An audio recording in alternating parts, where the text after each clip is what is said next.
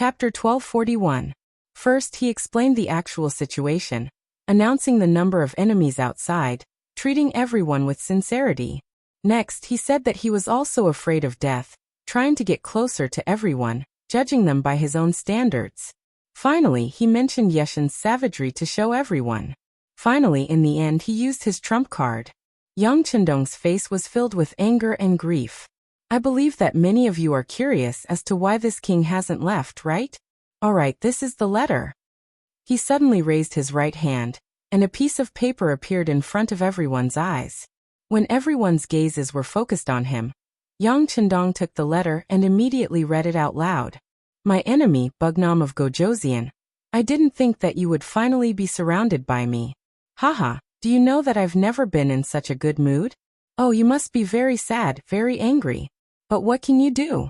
Right now, I represent the Five Forces Alliance, with 7 times your military strength. I don't believe that you can make a comeback this time. Oh, that's right, you might be thinking of escaping. That's right, with your 20,000 cavalry, you do have the ability to do so. But don't forget, aren't you the self-proclaimed Heaven Khan, the self-proclaimed savior of the world, treating the common people extremely well? If you dare to escape this time, will you? Once my army enters the city, I will immediately slaughter everyone in the city. At that time, whether it's the elderly or the children, whether it's men or women, not a single one will be left alive. And these people's deaths are all because you fled in fear of the enemy. These mistakes will all be placed on your shoulders. This chief will also announce to the world that these people died because they submitted to you and weren't protected by you. Haha, isn't that fun? How about it? Do you still dare to run? If you run, I'll kill you. I won't go back on my word. Yang Chendong read the letter out loud, word by word. Your eternal enemy, Yeshen, has left a letter. Yang Chendong raised his head and looked forward after the last sentence was uttered by him. At this moment, the entire square was filled with tens of thousands of citizens. However, it was so quiet that one could hear a pin drop. Everyone was dumbfounded. They did not expect Yeshen to want to kill them. He wanted to massacre the entire city. Something completely unexpected happened. Yang Chendong took out a second letter under everyone's watchful eyes. Everyone, after this prince received the news, I also sent a letter to Yeshen. I explained to him that I may have taken over Turpan City, but not only did the people here refuse to submit to me, they even hate me to the core. Therefore, using you to threaten this prince is useless. But I didn't expect that he didn't believe me at all. Instead, he sent me a second letter. I'll read it to everyone now. My enemy, Bugnam of Gojoseon, are you afraid? Do you think I will believe you? Let me tell you, the more you disassociate yourself from these lowly citizens, the more I believe that they are your people. Therefore, don't try to make me believe your words. Oh, right. Do you know why this leader didn't attack the city immediately? Haha, I'm waiting. I'm waiting for the Turpan army to appear, so that they can attack the city first. I want to watch their army kill their own people. Don't worry, they will definitely listen because 4 out of the 5 countries support this move. They have no choice. I'm sure it will be very interesting. Just wait, after killing these people, you Bugnam of Gojoseon won't be any better. Just wait for me to take your head and eat your heart and lungs. Haha. After the second letter was read, the entire square fell into a deathly silence. It was obvious that everyone was shocked by the contents of the letter at this moment. This cruel leader of the Walla actually wanted the Turpan army to slaughter them. This caused everyone's hopes of being rescued to sink to the bottom of their bones. At this moment, not only did they not hope for the Turpan army to appear, they were even afraid that they would appear in front of them. When the 2 letters were read, the reaction of the citizens was to the satisfaction of Yang Chendong. Following that, he wanted to make a request. Everyone, since this place has already been occupied by our 5-star army, the citizens here are our people. Whether you admit it or not, this prince thinks so. If you want me to abandon my people and just run away, this prince cannot do it. Therefore, I've decided to stay here and fight against the enemy with you. To tell you the truth, this prince's army is currently heading towards Turpan City. As long as we can hold on for a few days, we will be able to coordinate with the enemy and resolve the situation. When Yang Chendong said that he wouldn't give up, Many people revealed moved expressions. When they heard that reinforcements were coming, many people's eyes revealed a look of hope. Only with our 20,000 soldiers, I'm afraid that we won't be able to defend the city for a few days. Then, it will depend on everyone's strength. Of course, this prince will not force anyone. You can also choose not to contribute. I don't believe that Yeshen will massacre the city after taking it down. But if you believe in my people, this prince's army is willing to defend the city with everyone. Do you see those silvers? Anyone who participates in defending the city will receive 1 tael of silver a day. If you kill the enemy, you will receive half a tael of silver for each person you kill. If you kill 10 people, you will receive 5 taels of silver. After the battle, you can come to the square to retrieve your own silvers. If you unfortunately die in battle, your designated successor will receive 10 taels of silver as compensation. Remember, this prince will not force anyone. Even if you earn so much that your hands go numb and don't want to fight anymore, you can go home and rest. As for the silvers that you receive, this prince can swear in the name of the heavenly Khan that they are yours. I will not take them back and no one will try to steal them. After finally revealing his goal, the crowd in the square immediately began to discuss. There were even quite a few people who simply stared at the silvers without moving. It was clear that they had been stimulated by this large amount of wealth. 1 tael of silver was roughly equivalent to 2,000 yuan. In the Ming Dynasty, 1 tael of silver was equivalent to 1,000 copper coins, and could buy 400 kilograms of rice. In the Ming Dynasty, 1 kilogram was equivalent to 1.5 taels, so 1 tael of silver could buy 400 kilograms of rice. Now the price of rice was around 4 to 5 yuan per kilogram. As long as they participated in the battle, they would receive 2,000 yuan a day. For the Turpan people who only earned a few hundred yuan a month, this was undoubtedly a large temptation. Also, even if they died in battle, their families would receive 20,000 yuan. In this era where human lives were cheap, this already made many people speechless. The most important thing was that they could receive the money on the same day. Yang Chendong had even sworn in the name of the heavenly Khan. This was definitely a heavy oath. There was no one who didn't believe that they wouldn't be able to receive the money. Some people even began to consider how many enemies they could kill on the battlefield, and how much money they could receive. Striking while the iron was hot, Yang Chendong saw that the time was ripe. He pointed to the west side of the square where there were several dozen desks and said, "Do you see that? That is the registration area. If you want to participate in the city defense battle, you can go there and receive your weapons and identity medallions. Then you can register your information so that you can receive the fruits of your labor." When Yang Chendong's words fell, many people were moved, but no one took the initiative to step forward. It was clear that although the temptation of the silvers was great, their lives were more important. Everyone wanted to take a look. In this regard, Yang Chendong didn't care. He firmly believed that there would be people who would step forward. As long as there was a first, there would soon be a second and a third, until the supply couldn't meet the demand. Not to mention that he was already prepared. When he saw that many people were only moved but didn't take action, Yang Chendong's gaze swept to the east. The captain of the Black Cavalry, Peng Yu, nodded lightly and quietly turned to leave. Less than half an hour after Peng Yu disappeared, there was suddenly a commotion in the crowd. "We're here to sign up. I'm signing up too. And me." In a short period of time, about 50 young citizens of Turpan City walked out from the crowd one after another. With someone taking the lead, more and more young people began to sign up. When Yang Chendong saw this scene, he couldn't help but let out a long sigh of relief. He thought to himself, "Great matter is done."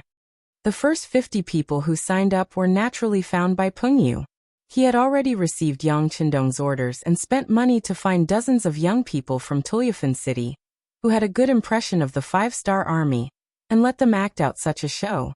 It was said that everything was difficult at the beginning. As long as the beginning was good, Yang Chendong insisted that these young people would definitely give him a surprise. The registration was still ongoing. Yang Chendong had already left with most of the Black Cavalry. The remaining matters here would be handed over to the two captains, Qiuvi and Dao Shao, who would take turns to guard the silvers in the square. In November in Tulyafan, snow fell from the sky. Yang Chendong rode on the white dragon and led the black cavalry towards the palace. The snow fell on him, attracting the excited cry of Beta Persei beside him. "Young master, it's snowing heavily. This will be more advantageous for us to defend the city." "That's right." Yang Chendong nodded, his face brimming with a satisfied smile. Seeing that Yang Chendong was in a good mood, Beta Persei quickly asked with a learning attitude, "Young master, those 2 letters are probably fake, right?" "Oh, of course they're fake." Although that Yeshen is brutal, he wouldn't go as far as to massacre the entire city. Not to mention, there's still the Tulyafan army in the alliance. Even if he wanted to do so, he would need their consent. Yang Chendong said as if it was a natural thing, his tone as if whoever believed it was a fool. Oh. Being looked down upon by the young master, Beta Persei's face flashed with embarrassment. But on the other hand, what kind of person was the young master? How could he guess his whimsical thoughts? At that moment, he thought that everything was logical. But because he knew that the letters were fake, he said worriedly, "Young master, a fake is a fake. If someone were to expose it, then..." Chapter 1242. Then what? Yang Chendong glanced at Beta Persei and asked, "What if they want to rebel?" "Haha, don't worry, they won't. As long as they take our money, they are our people. They will never betray us again." "They won't betray us if they take the money? What if they just work but don't put in any effort? Wouldn't it be better if they took the money and didn't have to take any risks?" Beta Persei looked at this problem from the most ordinary point of view. In his opinion, if he was one of them, it was very likely that he would make such a choice and decision. "Work but don't put in any effort?" Yang Chendong laughed as if he had heard a great joke. "Beta Persei, you still don't understand people's hearts. Come, young master, let me tell you, people are kind, but they are also jealous. Many people are kind to you because you are not much stronger than them. If one day you are too much stronger than them, kindness will turn into jealousy. At that time, they will scheme against you." Beta Persei was confused when he heard these words. He didn't understand what this matter had to do with the jealousy of people. Seeing that Beta Persei still didn't understand what he meant, Yang Chendong had to explain further. "Do you think most of them really believe those 2 letters? That's just an excuse to give them more reasons to take the money. Many of them even think that while they are taking the money we give them, they are thinking of ways to help the coalition army break through Turpan. This way, they can get benefits without becoming a sinner in Turpan's history." Ah. Beta Persei's expression changed when he heard this analysis. He was about to ask what to do, but then he saw Yang Chendong's confident expression and thought that even if the young master knew about it, he would still do it. It could only mean that he had already thought of a countermeasure. Sure enough, Yang Chendong's next words made Beta Persei's heart, which was already hanging high, fall back into his stomach in an instant. But do they really think that the money is so easy to take? We can give them the money, or we can take it back. There is only one condition, and that is that we are still in charge of this place. If the enemy really comes in, do you think Hardenbarter will not take back the money? This is what he and his father have painstakingly accumulated for many years. Young heir didn't say anything immediately. Instead, he seriously considered the pros and cons of the situation. Then he patted his horse and said, "That's right. Once the Turpan army enters the city, they will definitely take back the silver. However, the people who have already taken the silver will definitely not agree. Thus, a conflict will arise." "Yes." Yang Chendong looked at Beta Persei and nodded, looking like a child who can be taught. "But this is not enough. We have to make them take this seriously, so we have to do another thing in a few days." "When the time comes, you will." Beta Persei listened carefully. After a while he laughed. "Young master, I understand what to do. Just watch, ha ha ha." "Ha ha ha." Yang Chendong's laughter also spread out in the snow, drifting far, far away. Outside Turpan, a new day had already arrived. By noon, the 20,000 soldiers of the Tulyafan kingdom had already arrived outside the western city gates. Leading the army was another fierce general of the country, Zhengzhou. In the army of 20,000, there were 10,000 cavalry and 10,000 infantry. Along with the army were many ladders, catapults, and other things. As soon as Zhengzhou arrived, he met up with Yexian and Kelii. After some discussion, the three of them decided to launch an attack on Turpan City immediately. Two sirs, with my understanding of Turpan, the West Gate is undoubtedly the best place to attack. Behind here is our hinterland. Usually there are very few people who can pose a threat to it. As long as the catapults continue to smash down, it is very likely that it will be heavily damaged and give our infantry a chance to rush up the tower. Of course, the other three gates will also be attacked at the same time, or at least it will be a feint. There are not many 5-star army in the city, so we have to split up their forces and create a better opportunity to attack the city. Zhengzhou concluded. Yeshen and Kelii looked at each other and nodded at the same time. Okay, the West Gate will be handed over to General Zhengzhou. We will take care of the other cities. Don't worry, as long as there is a chance, we will attack for real. That's great. It's already late. After we rest and prepare, we will attack the city tomorrow. In order to be in a better state and strive to take down Turpan in one go, Zhengzhou decided to go back and discuss the arrangements of the troops. He wanted to enter the city in one go. It was always the darkest before dawn. Regarding the arrival of the 20,000 Turpan reinforcements at noon, it could be seen clearly from the top of the tower. They did not attack, but instead began to prepare in an orderly manner. Things like catapults and ladders had already filled a large area. With the war coming, Yang Chendong called for a military meeting with the generals of the Mongol tribes under the command of Sun Song. They arranged for the defense of the 4 cities. Everyone, tomorrow morning is likely to be the day when the enemy will attack the city. I want you to be 100% alert. No matter what, we can only win tomorrow's battle. We have to suppress all the enemies under the city so that they can't go up the tower. For this, even if we have to sacrifice a lot, it will be worth it. This is very important for the morale of the army.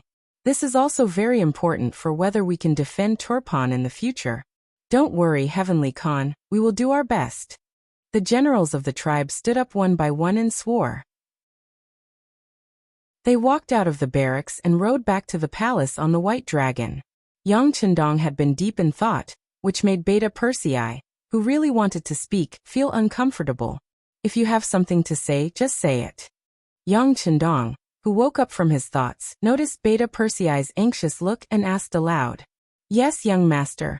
According to the numbers just now, only 500 people in the city signed up to participate in the city defense battle. Among them, there are 50 people we arranged in advance.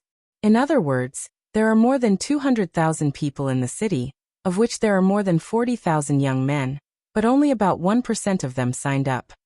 Beta Persei had an anxious look on his face. In his opinion, this number was still too low. It was completely below his psychological bottom line. 1%? That's quite a lot. Unexpectedly, Yang Chendong was not surprised when he heard this number. On the contrary, he smiled with satisfaction. Young master, isn't this too little? Beta Persei said, unable to figure it out. It's already quite a lot. 1% of the people participated in the first battle. As long as we use it well, this number will continue to expand in the future, until it reaches a level that you don't dare to think about.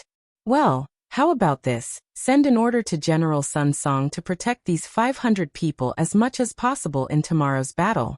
Don't let them have a large number of casualties. This. Yes. Although he did not understand, Beta Persei still agreed. But in his heart he did not think so. Only 500 people were going to fight, and they still needed to be protected. If that was the case, what was the use of these young people? The night passed quietly. It seemed that the heavens were taking care of the Allied forces. In the middle of the night, the snow stopped, and the wind stopped as well. When the sun rose the next morning, it shone on people's bodies and warmed them. Haha, a good sign. Even the heavens are helping us. Today we must take Turpan City and wipe away the humiliation from before. Pass down the order, beat the drums, and prepare to launch the siege. After General Zhengzhou finished his breakfast, he looked up at the clear sky and was in a good mood. His heroic spirit was born. The thrilling sound of the war drums spread in all directions. The siege was about to begin. On the west gate tower of Turpan City, Sun Song was personally guarding it. This would be the first day of the siege, and also the most brutal day. This was the time to compete the fighting spirit and morale of both sides. There was no room for sloppiness and carelessness. Standing on the west gate tower, he ordered the soldiers to place the boulders, pillows, and burnt tongue oil in the designated places. After doing this, he inadvertently glanced at the 300 Turpan youths who were assigned to him, and could not help but shake his head. According to the Heavenly Khan, not only could these people not be placed in the most dangerous front lines, but they also had to find a way to ensure their safety. He and Beta Persei had the same question. What was the use of letting these people come up? Boom boom boom. Boom boom boom. Before the siege began, dozens of catapults were pushed out. Huge rocks fell from the sky and continuously hit the west gate wall. Every time they hit, there would be a deafening sound, and at the same time, the horn of attack would be blown. Below the west gate tower, thousands of Turpan soldiers were carrying siege ladders in one hand and scimitars in the other.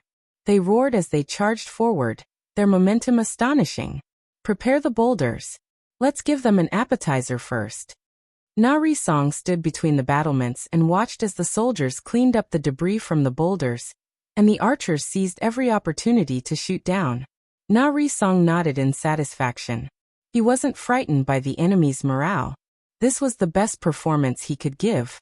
In a battle between two sides, especially in a siege battle, the defending side had a great advantage. As long as they were well prepared and had high morale, they could often fight one against three or even more. This was also why Yang Chendong dared to stay in the city, and did not lead the army to break out.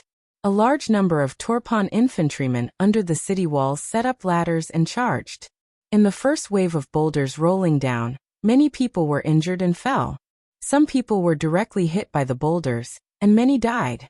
The first wave of boulders stopped the charge of the Turpan army, but with the second wave of 1,000 infantrymen, the situation became grim again. Chapter 1243. Let's get closer before fighting. Prepare the sleepers. Na Risong fully understood Yang Chendong's fighting style. He decided to give his opponent a chance to fight back. This feeling of being disappointed right after seeing hope is definitely very satisfying. The siege of the other three cities also continued. Compared to the West Gate, they were much more peaceful. Many times, there were even ladders set up, but not many people attacked. Their main goal was to keep the five-star army in check. The siege on the city tower had already begun. Many people in the city had nervous expressions on their faces.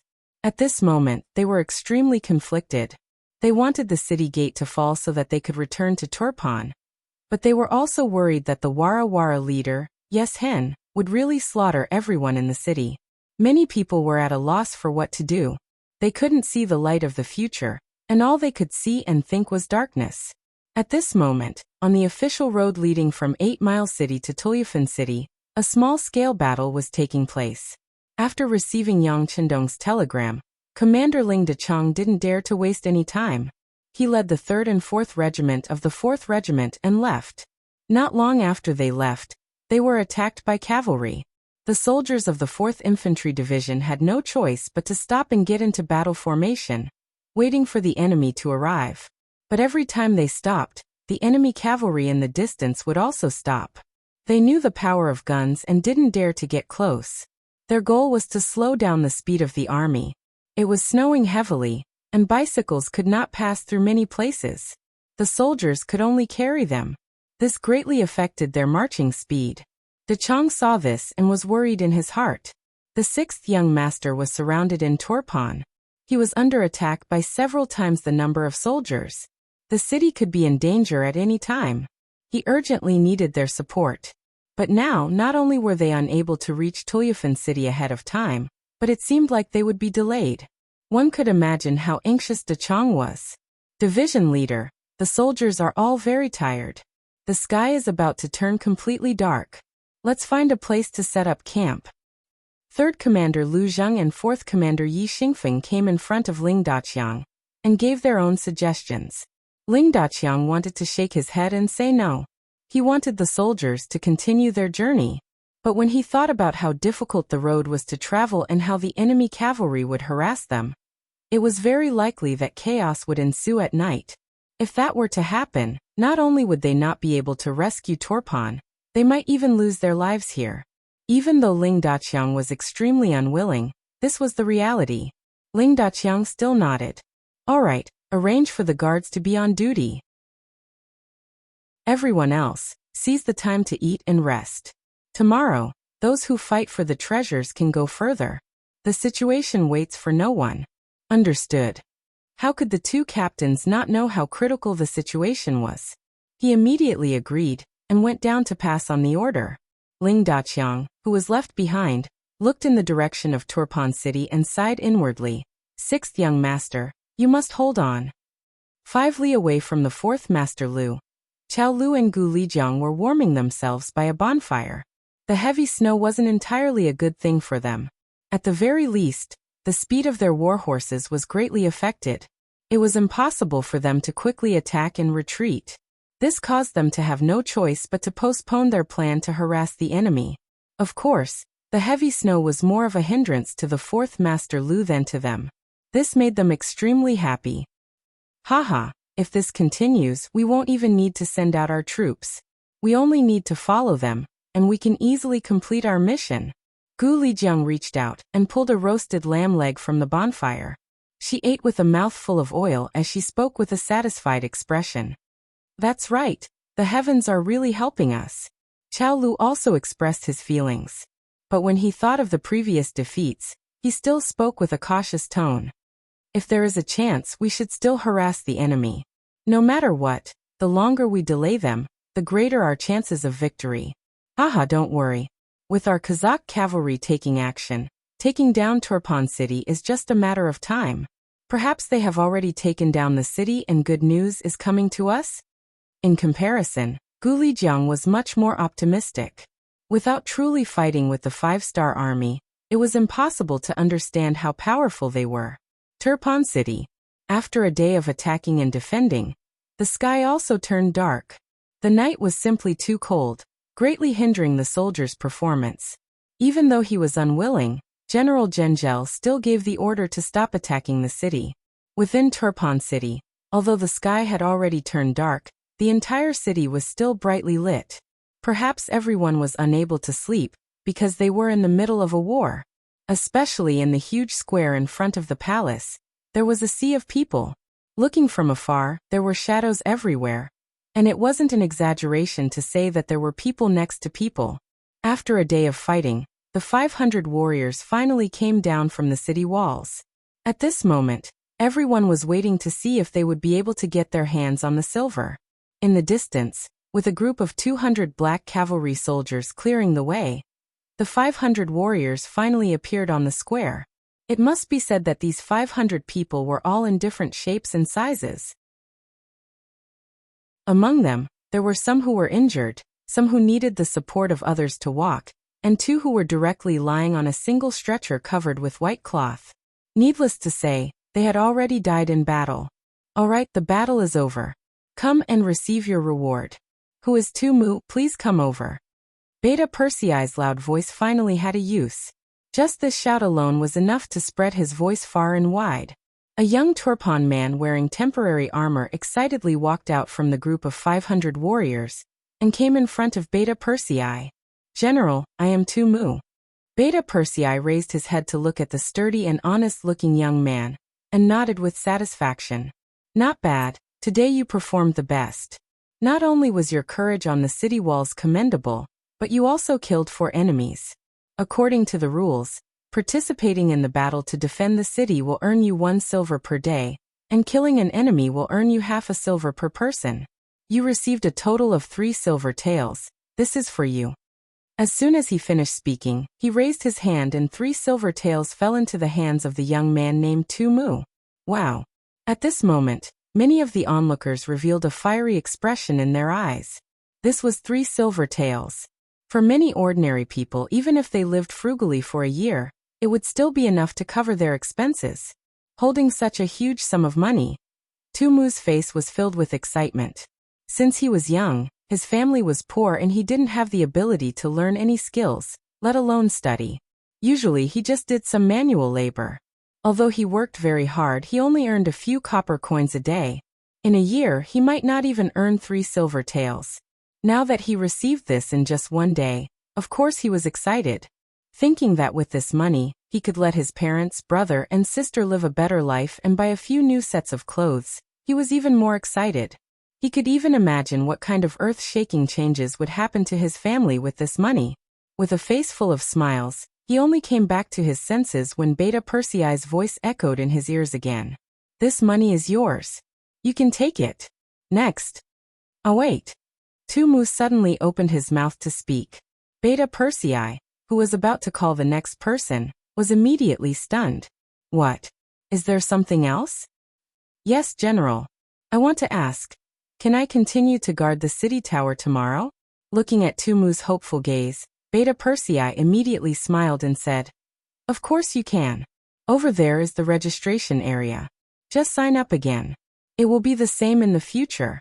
If you want to participate in the battle the next day, you only need to sign up again.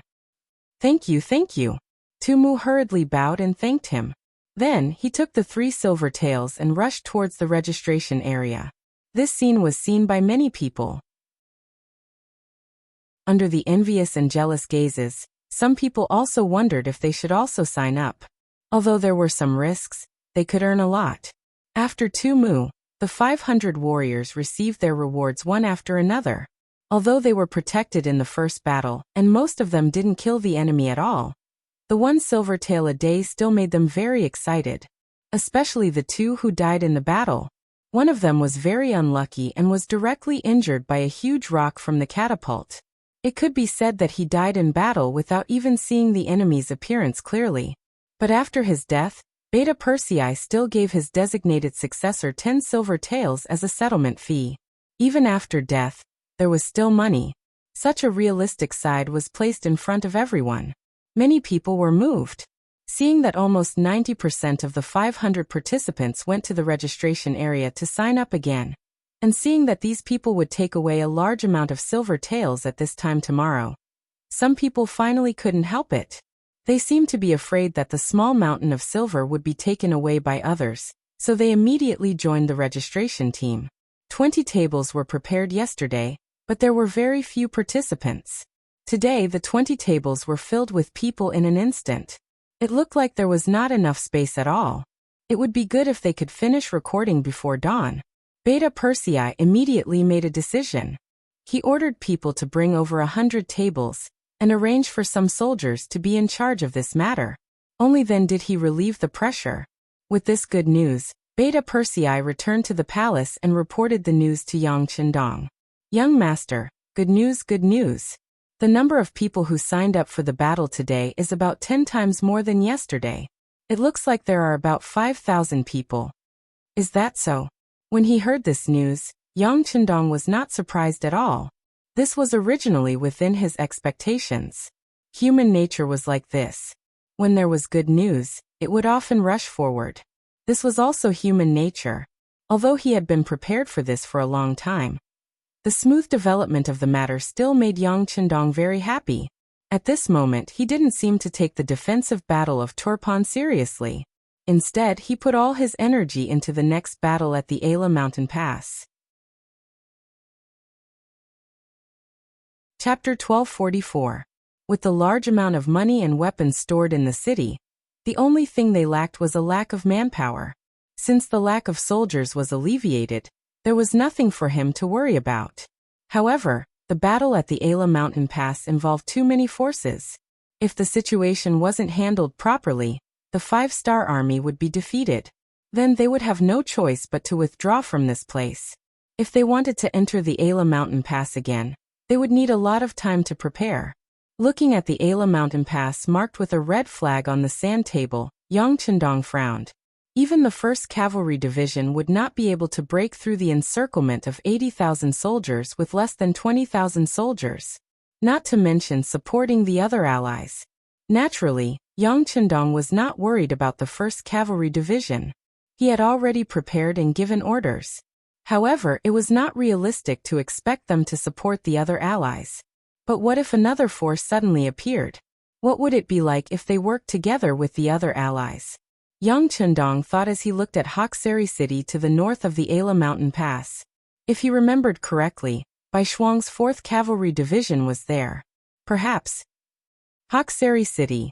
In the past half a month, Bai Shuang's injuries had already healed. Not only that, but he had also gained a lot of weight. This was naturally closely related to the care of his new wife, Ruofang. If there was a woman who cared about him all the time and made him nutritious meals for every meal, it would be hard for a man not to get fat. With power in his hands, in charge of the famous 4th Cavalry Division, and with a beautiful wife by his side, Bai Shuang was living a godlike life. However, his peaceful life did not extinguish his will to fight.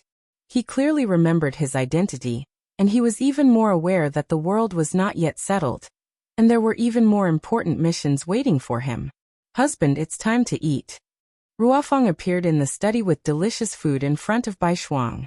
After the food was placed on the table, Bai Shuang reached out and held Ruofang's delicate wrist. With a gentle gaze he said, "It's been hard on you." "It's not hard at all. I like this kind of life." Ruofang's face carried a faint smile and satisfaction. "I also like the feeling of being with you." Bai Shuang sighed. However, his expression suddenly changed as he said, "But, just now, a messenger sent word that the reserve force that would replace his 4th line in Hokseri had arrived." This also indicated that his comfortable life was about to come to an end. When he thought about the main force of the division that was surrounded, White Shuang felt a heavy responsibility on his shoulders. However, before Bai Shuang could say anything, Ruofang had already opened her mouth and said, "A good man should be ambitious. My man should not only accompany his wife. The battlefield is where he can show his talent. I know that the person who will replace my husband has come. You should do what you should do. I will also leave here and return to the first city to wait for your return." After all, she had worked for the CIA before, so she had her own sources of information. Naturally, she was very clear about what happened in Hobokseri. Because of this, she also knew that it was time for the husband and wife to separate. Originally, Ruofang was the leader of the CIA in charge of intelligence work in this area. However, because she married Bai Shuang, this responsibility naturally had to be relieved. This was also the rule that Yang Chundong had set before. If the husband and wife both worked in important departments, not only would they not be able to take care of their family, but they might also form their own forces. This was not something that Yang Chundong wanted to see. In order to prevent this from happening, the moment Ruofang married Bai Shuang, she was destined to become a woman behind a man. She was destined to be a woman who could not be seen in public anymore. "Thank you. Don't worry, I will definitely kill more enemies on the battlefield." Bai Shuang was touched by his wife's understanding. For this trust and waiting, he had to perform well. Just one night later, Bai Shuang led the 4th line of 4,000 cavalrymen and left Hobokseri without anyone knowing. Because they left in the middle of the night, no one was alerted. Even the spies in the city arranged by the 5 nations did not notice this. When they woke up the next morning, the reserve force that replaced Bai Shuang in charge of Hobokseri's security was still under the banner of the 4th line. After leaving Hobokseri, Bai Shuang led the 4,000 cavalrymen across the snowy land. Their target was the 30,000 cavalrymen led by Torpan Tushi. They did not approach the 1st Cavalry Division. Instead, they chose to attack the 30,000 cavalrymen of Torpan first. This was the order that Yang Chundong gave to Bai Shuang. It was true that the 1st Cavalry Division had unparalleled battle prowess, but they were surrounded by 80,000 soldiers.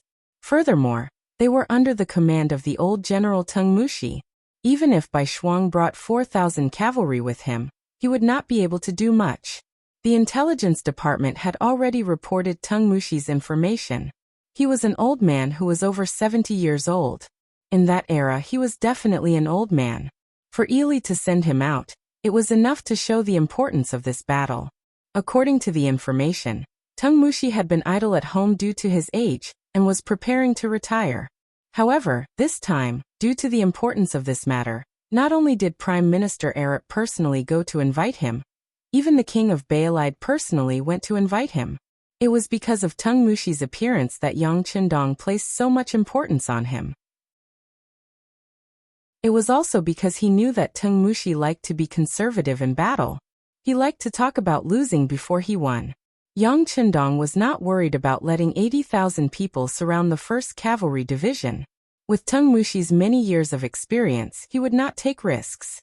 Unless the 1st Cavalry Division took the initiative to break out of the encirclement, the possibility of Ili attacking first was very low. Since Tung Mushi liked to play it safe, Yang Qindong allowed the 1st Cavalry Division to not move. They could also use this chance to tie down the 80,000 steel cavalry. Since they could not fight at the Ala Mountain Pass, Bai Shuang's orders were to work with Dai Qua of the Far Eastern Army's 1st Cavalry Division to deal with the 30,000 steel cavalry of Turpan. The Turpan cavalry following behind Dai Qua did not know that they had become the target of others. They continued to follow their opponents closely, watching their every move. Tushi, who was leading the troops, was already grumbling about this. Their Turpan country was strong in the past. Although they were not the absolute leader of Ili and Yarkyang, in terms of military strength, who dared to say that they were better than them. But even so, when faced with the 5-star army, they had lost 2 important cities, besieged Bali and Turpan, one of which was their capital. After 2 battles, the morale of the Turpan army was low. They needed a big battle to boost their morale. This time, the Tushi general who received the military order secretly swore before setting off that he would perform well this time, and become the first general in the Turpan kingdom to defeat a 5-star army.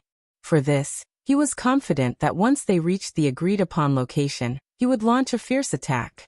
However, what made Tushi depressed was that his target, the Liaodong Army's 1st Cavalry Division, which he saw as a thorn in his side, was moving so slowly that he was losing his patience. If it was just moving slowly, it would be fine. However, he could not stand the fact that they kept stopping. Originally, it was only a distance of 700 li. If the cavalry traveled on foot, it would only take 2 to 3 days. However, after half a month, they had only traveled 500 li. This made Tushi wonder more than once whether the other party was here to fight a war or to go sightseeing. Did he really want to help the world's #1 cavalry division? Or was he afraid of death and did not move forward? Not knowing what the 1st Cavalry Division wanted to do, Tushi's eyes burned with anger. However, for the sake of the overall situation, he could only force himself to endure. He had no choice but to endure. Before he came, King Hadenbar had given him a strict order. Unless the 5-star army took the initiative to attack, they could not take the initiative to attack until they were near the Ala Mountain Pass. Since he could not fight, he could only follow. Thus Tushi endured along the way. However, when they were less than 200 li from their destination, the other party stopped again. This time they stopped for a full 3 days. This made him so depressed that he wanted to bang his head against the wall. How the hell were they here to fight? They were clearly strolling faster than him. They stopped for a full 3 days. Tushi was annoyed for 3 days. Every day, when the scout appeared, he was looking forward to the good news of the other party's departure. However, day after day, he was disappointed. On the afternoon of the 3rd day, the scout came to his tent again. He knelt on the ground and reported the battle situation. What's wrong? There are still no signs of the other party leaving? Sitting on the big chair, Tushi leaned his body sideways and looked like he was about to fall asleep. Yes. The scout answered truthfully. All right, let's scout again. The result was as expected. Tushi immediately felt bored and waved his hand to dismiss the scout. However, after the signal was made, the scout did not withdraw. Instead, he continued to kneel there. This caused Tushi to be unhappy. Why haven't you left yet? Did you discover something new? The last sentence was naturally said casually. However, he did not expect the scout to nod there. I did discover something, but I can't confirm it yet. That's why I didn't dare to report it. Hearing that there really was a new discovery, Tushi was also interested. He raised his voice. Speak, your words are innocent. The scout was waiting for this sentence. Immediately, he seemed to be much more spirited as he said, General, according to this general's observation, something important seems to have happened to this 5-star corps cavalry. That's why they stopped moving forward. Chapter 1245. Important matter? What is it? Tushi didn't understand and asked back. Yes, I accidentally saw white silk hanging in their main tent today. The scout paused for a moment. Although he didn't have absolute confidence, he believed in the brilliance he saw at that moment. Therefore, he gritted his teeth and reported it. What? Suddenly, Tushi sat up straight, his eyes wide open. You. Say that again. Tushi's reaction gave the scout a fright, but he still suppressed the trembling in his heart and said, I inadvertently saw that the inside of the other side's main tent was hung with white silk. White silk, white silk. This time, he heard it clearly. Tushi fell into deep thought. From what he knew, there were only two places where white silk was hung. One was the place where cloth was produced, and the other was the place where people died. The first answer wouldn't appear on the battlefield. Could it be the second answer? It even appeared in the main tent. Didn't this mean that the general of the 5-star army met with an accident, and it was very likely that someone died? If it was said that a general who died on the battlefield didn't know anything, it was just like how Zhu Di, the founder of the Great Ming Dynasty, died on the grasslands. After all, the conditions for marching and fighting were not very good. If one accidentally contracted a disease, it was very likely that there would be problems due to not being treated in time. Otherwise, the Han people wouldn't have said that they died before they were born. If the general of the 5-star army had died in an accident, then it would be understandable why they had to stop all the time, and even stay in a place that wasn't a battlefield for 3 days. Perhaps the reason why they stopped was because the general was sick, so they had no choice but to slow down. As for why they stopped completely, wasn't it because the general was dead, and there was no one to take charge of the situation? Thinking back to the information he received, the army he was following came from Liaodong, which was thousands of miles away from here. The living environment there was very different, so the probability of getting sick was naturally much higher. Only this could explain the abnormal behavior of the 5-star army these days. Ha ha ha ha. As if he had finally figured it out, Tushi laughed heartily. He never thought that such a good thing would fall on him. Originally, he had the advantage in terms of military strength. Now that the enemy's commander was dead, wouldn't it be a mess? If he suddenly attacked at this time, the enemy would definitely not be able to withstand a single blow and victory would be right in front of him. At this time, Tushi was completely excited by this information that had yet to be confirmed. He was now thinking of only one thing, which was to win the battle and make a great contribution. After an unknown amount of time, Tushi finally stopped laughing. Then he looked at the scout and said, Good, good. This time, you have made a great contribution. Immediately inform the other soldiers to come here for a meeting. Seeing that Tushi seemed to have made a decision, the scout asked with a guilty conscience, General, are you going to attack? Of course. Is there any other problem? Tushi asked unhappily. No, this general was just thinking whether or not we should inform the king of such a big matter. The scout didn't dare to be completely sure of his information. If everything was fake, then wouldn't he have to bear the crime of making a false report? Inform the king? How long will this round trip take? If that's really the case, I'm afraid that the opportunity will be long gone. The 5-star army will also choose a new general to lead them. Tushi shook his head. Although he knew that making a move now would violate the orders given to him by the king, he still decided to take the risk and attack when he thought about how the king's orders were not given. Alright, this general has made up his mind. Also, so what if this information is fake? We have 30,000 cavalry, and the enemy doesn't even have 10,000 men. How can they be a match for us? Quickly go and pass on the order. These words dispelled the doubts in the scout's heart. That's right, the general had 30,000 soldiers. Their military strength was 3 times that of the enemy and they had taken the initiative to launch a sneak attack. How could they possibly win this battle? And once they won, wouldn't he also make a great contribution? At that moment he didn't have any doubts and turned around to pass on the order. Not long after, all the junior generals arrived at the main tent. When Tushi announced that the 5-star army's general had died, and the scout beside him confirmed this information with a confident tone, all the junior generals became excited. If there was a chance to win the battle and great contributions were within reach, who would refuse? An hour later, a new and temporary plan to sneak into the camp was born. After the junior generals received the new order, they all excitedly walked out of the main tent. However, they didn't know that their every move was clearly seen by the scouts of the 5-star army. Time slowly passed. Under Tushi's orders, the 30,000 cavalry ate their dinner earlier than usual, and then waited for a long time for the sky to turn dark. This situation was also discovered by the scouts of the 5-star army. They reported the situation back one by one. A great battle was about to break out. That night, the east wind was 4 to 5. The biting cold wind was like a knife when it blew on people's faces. When the time came, Tushi, dressed in a suit of general armor, walked out of the tent. When he felt the chill of the cold wind, he couldn't help but laugh heartily. Good, the heavens are helping me. This kind of wind is just right to cover our army's movements at night. I order all the generals to be merciless when they approach the enemy camp. Whoever fights the best, this general will ask for a reward in front of His Majesty. Tushi's order quickly spread throughout the army.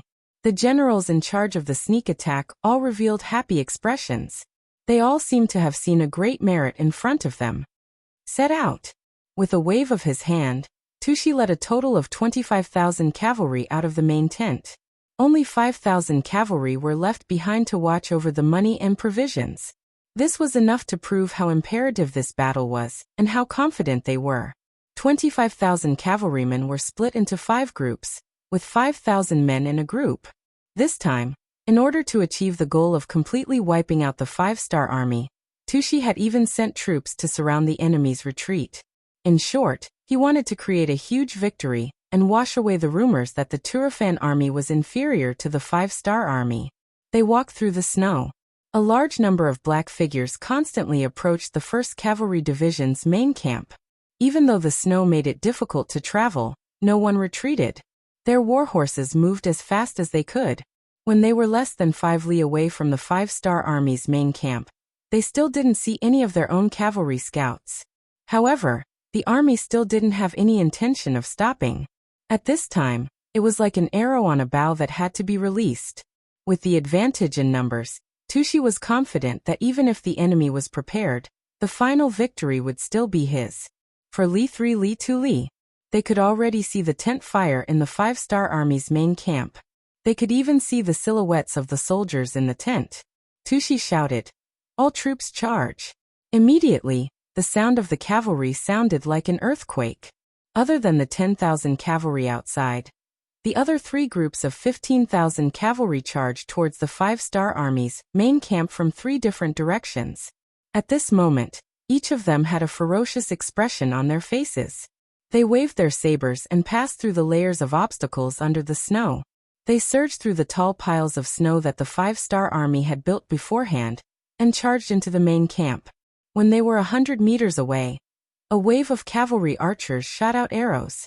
Immediately, some of the soldiers on the platform were hit by the arrows. They didn't have any intention of resisting. The Turpan cavalry successfully entered the 5-star army's main camp.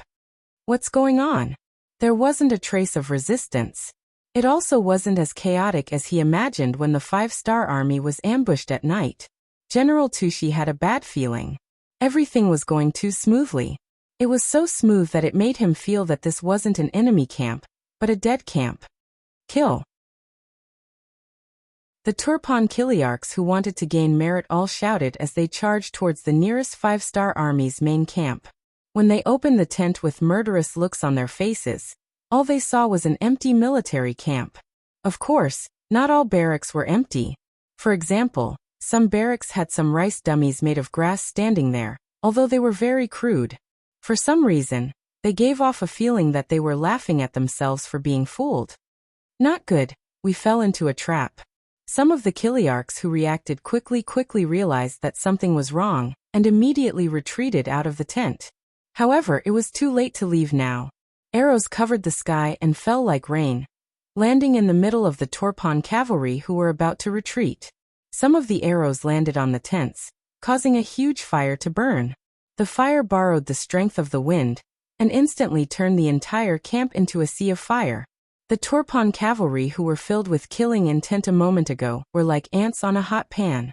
They were instantly thrown into chaos. Shouts, howls, and even cries filled the air. At this moment, killing was the main theme, and blood was the melody. In the darkness of the night, countless 5-star soldiers appeared from all directions with bows and arrows in their hands. In just 2 shots, who knew how many Turban cavalry were killed or injured, causing the enemy to fall into chaos and lose their direction of battle. Steady, steady, head to the east. There are 2 regiments of 10,000 cavalry there. Meet up with them.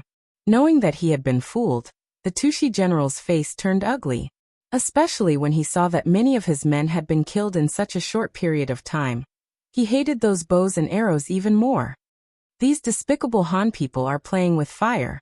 Immediately break out of the encirclement, regroup with the main force, and counterattack. Tushi roared angrily, but at this moment, why didn't he think about himself? Was his sneak attack really honorable? In comparison, he was just more despicable. Chapter 1246. The originally chaotic situation gradually stabilized due to Tushi's shouts. The army began to move towards the east. They wanted to join up with the 10,000 cavalrymen outside, before launching a counterattack. However, they didn't know that the situation in the east wasn't any better than them.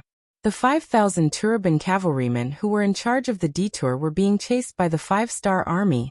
The ones chasing after them were the 1st Cavalry Division's 4th Regiment, by Shuang's troops. Stopping for 3 days, hanging white silk in the main tent. Those were just a ploy to lure the Turban army out. From the looks of it, everything was successful. Tushi, who wanted to gain merit, didn't wait for them to reach their destination before making his move. However, the 5-star army had already expected this kind of sneak attack. After a discussion between Bai Shuang and Dai Qua, they decided to beat the enemy at their own game. The final result of the discussion was that Dai Qua would be in charge of burning the Turban cavalrymen who charged into the camp, while Bai Shuang would be in charge of destroying the surrounding troops. Right now, Bai Shuang was carrying out his plan. In front of him was a large pit filled with Turkmen cavalry. Before the rest of the enemy cavalry could figure out what was going on, they were surrounded by 4 groups of godlike cavalry. First, they were killed by a volley of arrows, followed by a close-range charge. The general didn't know the soldiers, and the soldiers didn't know the general.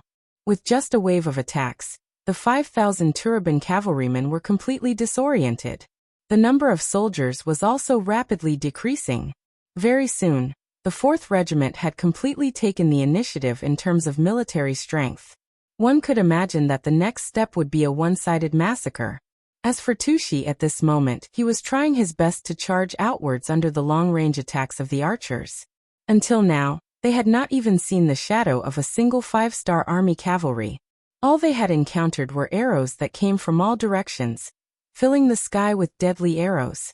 When they charged in, they had to cross over piles of snow that were close to a person's height. When they left, it was the same. It was precisely because of the appearance of these snow piles that countless cavalrymen fell here.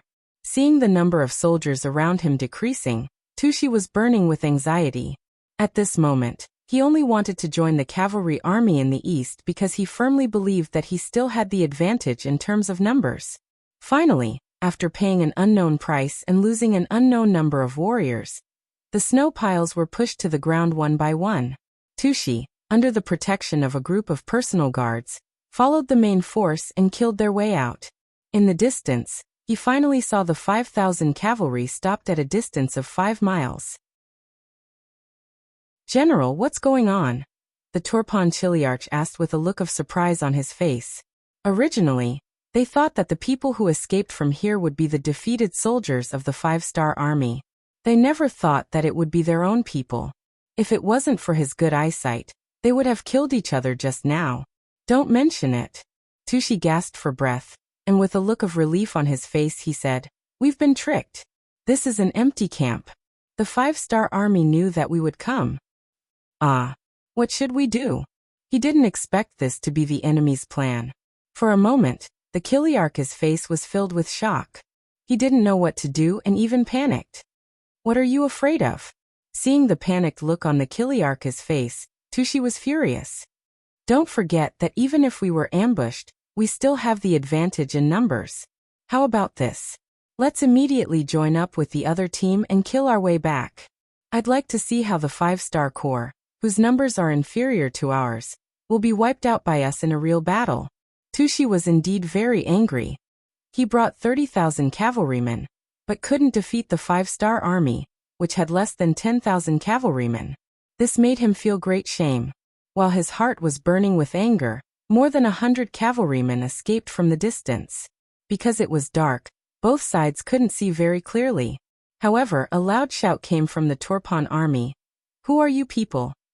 The cavalrymen on the opposite side, who seemed like they could escape at any time, crazily rushed over while shouting, "We are on the same side, on the same side." They were indeed on the same side. They were the deserters from the 5,000 cavalrymen, who were defeated by the sudden appearance of the White Shuang 4th Regiment. The arrival of these people told Tushi that his army had once again suffered a heavy blow. At this time, of the 25,000 cavalrymen he had brought with him, there were only about 10,000 left. Perhaps there should be some fleeing cavalrymen nearby, but in any case, in terms of numbers, he no longer had any advantage. "General, are we still going to kill our way back?" After losing another 5,000 cavalrymen, a Chiliarch in the army asked Tushi with a trace of uncertainty. At this time, Tushi's face was very ugly and the muscles on his face were trembling from time to time. He knew that he had suffered such a big loss, so of course he wanted to immediately kill his way back.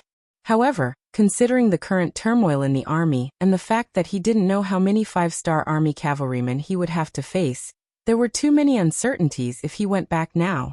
For a gentleman to take revenge, 10 years is not too late. Reason prevailed over anger and in the end, Tushi suppressed the killing intent in his heart and said, "Retreat, let's return to the main camp first and then discuss further. These 5-star army can't escape." Tushi didn't forget that he still had 5,000 cavalrymen left in the main camp. If he met up with them and gathered some of the defeated soldiers, his strength still couldn't be underestimated. But he never thought that at this time, his main camp was already a sea of fire. Just a quarter of an hour after Tushi left with his 25,000 cavalrymen, a 5-star army appeared like divine soldiers. They were completely unprepared and didn't even think that someone would attack them. In just an hour, other than 500 cavalrymen who escaped, the rest were either killed or captured. At the same time, the money and provisions they left in the army were all given to the Dingshan reconnaissance group who was in charge of Tushi. The ones who suddenly appeared here were the Dingshan reconnaissance group that followed closely behind. Originally, his and Ma Xiangshan's light cavalry were being chased by the 30,000 cavalrymen of the Yirqiang kingdom. In front of them were 30,000 Turpan cavalrymen, and behind them were 30,000 Yirqiang cavalrymen. This group of only 10,000 people seemed to be in danger of being attacked from both sides at any time. In the eyes of ordinary people, these two groups of 10,000 cavalrymen should be walking on thin ice with every step they took. But unexpectedly, they actually chose to take the initiative to attack. With the help of the telegram, this technology that was definitely ahead of the times, Yang Chendong, who was far away in Turpan, organized this large meeting and achieved the goal of heavily injuring the 30,000 Turpan cavalrymen. And this was just the beginning because Yang Chendong's next target was the Yirqiang kingdom's 30,000 cavalrymen. This would be their second target. Before the news of the rapid defeat of Tushi's troops spread, Yang Chendong sent another order in the telegram. In the night, by Shuang's 4th Regiment, Daiqua's 1st Cavalry Division and Dingshan's reconnaissance group began to merge together. Then, an encirclement began to form, waiting for the enemy to fall into the trap. Dingshan's reconnaissance group left first, leaving all of the heavy responsibility to the light cavalry commander Ma Xiangshan. In this regard, not only did he not feel fear, on the contrary, he was full of fighting spirit. Since it was called a light cavalry division, it could naturally develop the cavalry's speed to the extreme. Just based on this point, Ma Xiangshan did not put the 3 Yirqiang armies behind him in his eyes. It was to the extent that if he wanted to, he could disappear from the enemy's line of sight at any time.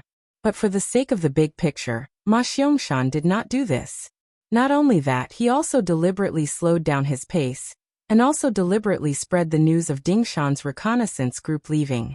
Just like Tushi, Yerkiang's Aleifu also received the order to closely follow the 5-star army in front of him, waiting for them to arrive at the Ayla mountain pass to launch a large-scale battle. It was precisely because of this order that although the 5-star army in front of him was not fast, Aleifu was not in a hurry. Wasn't the enemy advancing towards the target set by his side? Since this was the case, it was enough. In Aleifu's eyes, the 10,000 5-star army cavalry in front of him were already turtles in a jar. He only needed to wait for a while, and when they arrived at the designated location, it would be time to destroy them. Just as Aleifu brought the 30,000 cavalry and maintained a certain distance behind the 10,000 5-star army cavalry, a piece of news suddenly reached his ears. The target he was closely following had changed from 10,000 to 5,000, and there were still 5,000 who were missing. Where did they go? Did they escape, or do they have other missions? Aleifu did not know anything about all of this. This was not because he was careless, but because the 10,000 5-star army cavalry he was watching were all quite strong. Regardless of whether it was the scouting group or the cavalry, they all had powerful anti-reconnaissance abilities. Once a scout left the main force and approached them, it would often be like a stone sinking into the sea without any news. In addition, apart from the Ayla mountain pass, there were no other important cities nearby. Over time, in order to reduce unnecessary losses, Aleifu did not send people to watch the enemy. It was because of this that Aleifu was half a beat late in receiving the news of the scouting group's disappearance. After learning that the enemy had actually lost half of their men, Aleifu had a bad feeling in his heart. On the battlefield, any change could have an extremely important impact, not to mention the disappearance of 5,000 cavalry. No, I can't let the situation become even more complicated. Aleifu was afraid that the change in front of him would affect the overall situation. So he decided to abandon his previous plan and take action in advance. As long as the 5,000-strong cavalry of the 5th-star army was wiped out, it would be equivalent to dealing a heavy blow to the 5th-star army. This way, there would be a change in the military strength of both sides. In this way, even the 5,000-strong cavalry hidden in the shadows would be of little use. Chapter 1247. Order all the captains and Qian madams to speed up the march and catch up to the 5-star army cavalry in front. Surround them and destroy them. Aleifu also made the decision to change the plan. On this point, he made the same choice as General Tushi, and it was this method that caused him to fall into eternal damnation. With their superior military strength, if they followed the plan, it would be very difficult for the 5-star army to seriously injure them and defeat them on the battlefield. Even if the 5-star army cavalry was stronger, the lack of numbers was always a problem. On the other hand, once the cavalry of the 5-star army moved, they would reveal countless openings, and there would be the possibility of them being caught and attacked head-on. The 30,000 Yerkiang cavalry had long been annoyed. Following the enemy all the way, it was obvious that they were stronger and could not attack. It was like a hungry person with delicious food in front of them that they could not eat. That kind of feeling was really unpleasant. Now it was good. They could finally attack. Each one of them vented out the fire that had been suppressed along the way. For a moment, the 10 battalions, with each battalion having 3,000 people, began to chase the new light cavalry 20 miles ahead as if they were in a race. Aleifu did not stop the battalions from chasing instead of fighting together. On the contrary, he was happy to see all of this. In his view, this was the strongest morale of the army. The Kiliarchs under him wanted to perform meritorious deeds. As the main general, he had no reason to stop them. If 30,000 cavalry walked together, it would not be easy to eat them. But if the army was divided into 10, it was completely different. They were destined to regret splitting their military strength. 20 miles ahead of the light cavalry regiment, when the Yerkiang cavalry behind them began a fierce chase, Ma Xiangshan, as the regiment commander, quickly received the news. However, he wasn't in a hurry. Instead, he said to the battalion commanders below, "Wait a moment. We'll retreat when they get closer. Otherwise, I'm really worried that they won't be able to catch up to us if we leave now." "Ah, The 12 battalion commanders under him all had a face full of laughter. This was also because they had full confidence in their speed. If they did not have enough speed, they would not be called a light cavalry regiment. 15 li, 10 li, 8 li, 5 li. Soon, when the distance between the two sides was less than 5 miles, the light cavalry regiment moved. They seemed to have just discovered their pursuers and began to flee towards the Ala mountain pass.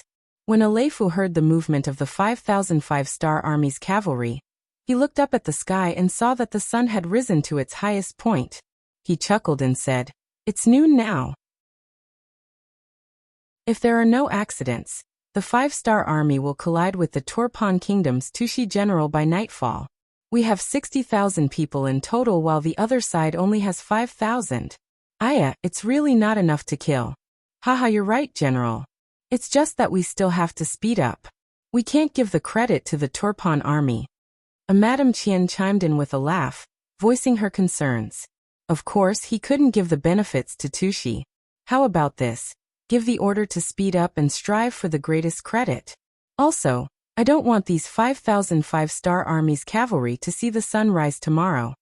Since they were fleeing towards the Ala mountain pass, Alefu had nothing to worry about. The entire way was filled with the cavalry of the 5-star army. He really could not think of any dangers. If there was a possibility, it would be that their contributions might be snatched away by others. Alefu was extremely confident. However, if he knew that the Tushi general's army of 30,000 had suffered heavy losses and was currently fleeing like stray dogs, he would not be so confident. Instead, he would immediately order the army to gather and assume a defensive stance. The battle that had happened a few hours ago did not have a powerful means of communication like the radio. Alefu walked step by step towards the trap set by Yang Chendong. The pursuit began. On one side, there were 5,000 light cavalry soldiers with the 5-star flag. On the other side, there were 10 battalions of Yirkiang cavalry with 3,000 people in each battalion. They stepped through the snow and galloped north of the Heavenly Mountain, on the road to the Ala mountain pass. Under Ma Xiangshan's intentional control, the pursuers behind them maintained a distance of about 5 li, neither more nor less. This was a distance that filled people with hope, but at the same time, it was also a distance that filled people with despair. As the two sides continued to run, the sun set from the sky and the sky gradually darkened. However, this did not stop the pursuers behind them from stopping. This was because they knew that if they continued to run forward, they would run into the 30,000 Turkmen cavalry. If they were too far away, the credit of taking down the 5-star army's cavalry would not be theirs. Of course, they did not know that the Yirkiang cavalry thought that they would meet up with the Turkmen cavalry, but in reality, what awaited them was a well-designed trap. The battle that had defeated the 30,000 Turkmen cavalry last night had already ended at daybreak. At this moment, the 10,000 5-star army cavalry that had rested for an entire day were waiting for their prey to enter the trap. "They're here, they're here." There were already scouts running over to report to Daikua, Bai Shuang and Ding Shan. "Prepare to attack." When the three commanders received the news, their eyes couldn't help but light up. This was the light of excitement before a big battle, filled with confidence. Ma Xiangshan was still running ahead, but if one looked closer, they would discover that their formation was not the slightest bit messed up. From this, it could be seen that their current speed was not their limit. "It's about time. Inform everyone to prepare for a counterattack at any time." Seeing that the sky had completely darkened, Ma Xiangshan's mouth revealed a smile. According to the plan, the time for the counterattack was about to arrive. This time he must kill his way back and teach the Yi Erqiang cavalry who had been chasing him for a few hours a lesson. The 30,000 Yirkiang cavalry were completely unaware of all this as they continued to pursue. Some of them were extremely anxious, worried that the Yirkiang cavalry would snatch the credit. If that happened, their half a day of pursuit would be meaningless. In order to snatch the credit, some of them did not even hesitate to overdraft the speed of their war horses to get as close to their target as possible. They've stopped. Unknowingly, a scout's shout came from the front. This shout caused the pursuing Yirkiang cavalry to tremble. They believed that the 5-star army cavalry must have seen the Turpan cavalry camp and stopped. If that was the case, they were afraid that there was no door to heaven and no road to hell. Haha, warriors, follow me and attack. In a very short period of time, the pursuing Yirkiang cavalry gave the order to attack with all their might. One by one, the war horses rushed forward at their fastest speed, afraid that they would not be able to do anything and would not be able to get any credit. Come on, the faster you charge, the weaker your war horses will be when you run later. Ha ha ha. At this time, Ma Xiangshan had already ordered the troops to stop and get into formation. The soldiers were all armed with bows and crossbows, ready to counterattack at any time. For Li 3 Li 1 Li. Finally, the distance between the two sides was less than 200 meters. When they could see each other's figures under the moonlight, the battle was completely ignited at this moment. Xiao xiao xiao. Xiao xiao xiao. Countless arrows were shot out from Ma Xiangshan's light cavalry unit. Under the dense rain of arrows, the Yirkiang cavalry fell to the ground one after another. The closest cavalry unit of 3,000 men was heavily injured. Regarding this, the other cavalry units acted as if they did not see this. They could not wait for someone else to attract the firepower of the 5-star army cavalry. This way, they would be able to charge forward more smoothly. Then, it would be time for them to charge forward and beat the master to death with their fists. Xiao xiao xiao. Xiao xiao xiao, the arrows were still flying. The difference was that not only were the Yirkiang cavalry in front attacked by the arrows, but the cavalry that wanted to circle around from the sides were also attacked by the arrows. For a moment, the Yirkiang cavalry were killed or injured by the arrows. What's going on? There are only 5,000 of them. How can they have such a powerful archery ability? The Yirkiang soldiers who were leading the charge at the front all had puzzled expressions on their faces. When they realized that their own cavalry unit was also attacked by the arrows and the casualties were not low, they were all at a loss as if they had been struck by lightning. This doubt had only just arisen when someone quickly gave them an answer. All of a sudden, countless torches lit up and deafening battle cries rang out from all directions. The Far East Army's 1st Cavalry Division, 1st Cavalry Division's 4th Cavalry Regiment, and the new Army's Reconnaissance Regiment that had been lying in ambush finally appeared. They launched a multi-pronged attack straight at the Yirkiang tribe's cavalry that was charging at the front. The many torches seemed to light up the sky at this moment, and also shattered the fighting spirit of the Yirkiang cavalry in an instant. They did not understand why so many enemies suddenly appeared here. Where did they come from? Divine soldiers and generals? Shouldn't this be the Turpan army's encampment? Why can't I see them? Where did they go? Too many questions filled their minds, to the point that many of the Yirkiang cavalry could not make the right judgment and order in the first place. They could only watch as the 5-star army cavalry rushed out of nowhere and scattered their troops, then slaughtered them one by one.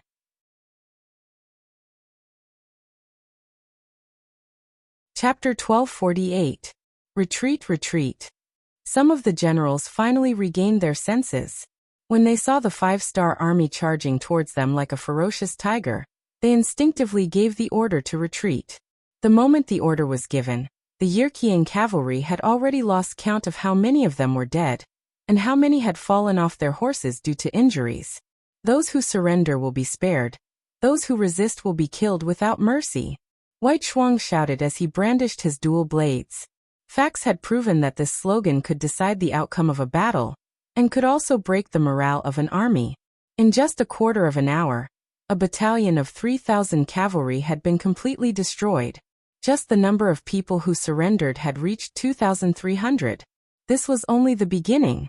One side was already prepared, and was waiting for the enemy to arrive, while the other side was beaten until they were dizzy and had no idea what was going on.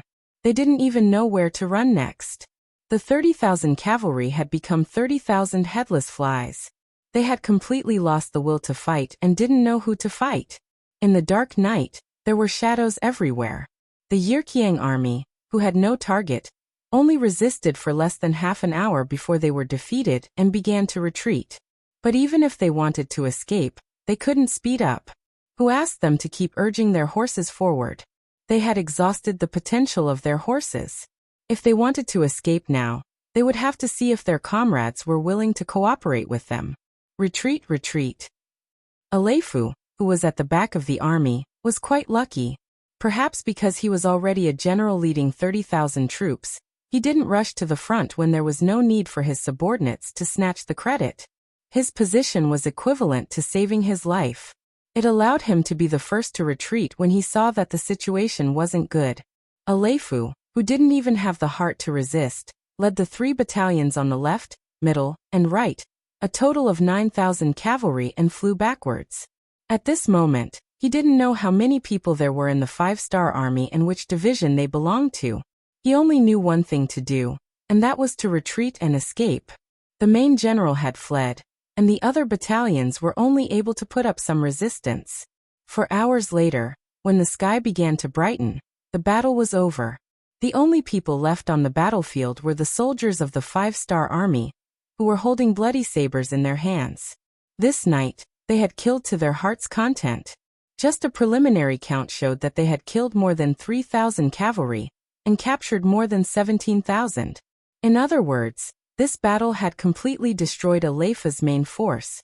He had only managed to escape with 10,000 cavalry. On the other hand, the 5-star army only had less than 1,000 casualties. Most of them were injured. The number of people who had died in battle was less than 300. It was another great victory. Bai Shuang, Dai Qua, Ding Shan, and Ma Xiangshan didn't look tired. Very good, we've completed the initial mission given by the 6th young master. Next, we'll have to take advantage of the victory to pursue the enemy. Commander Ding, thank you for your hard work. The one who spoke was Bai Shuang. At the end of his words, he looked at Ding Shan.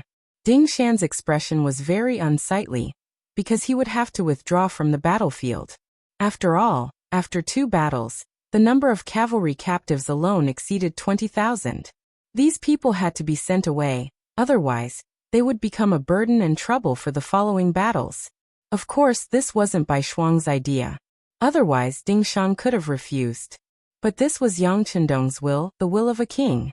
No one in the Yang faction or the 5-star army dared to go against it. Ding Shan didn't say anything. Although he would definitely obey Yang Chendong's orders, it didn't mean he was willing to do so. Until White Shuang came up to him and patted him on the shoulder.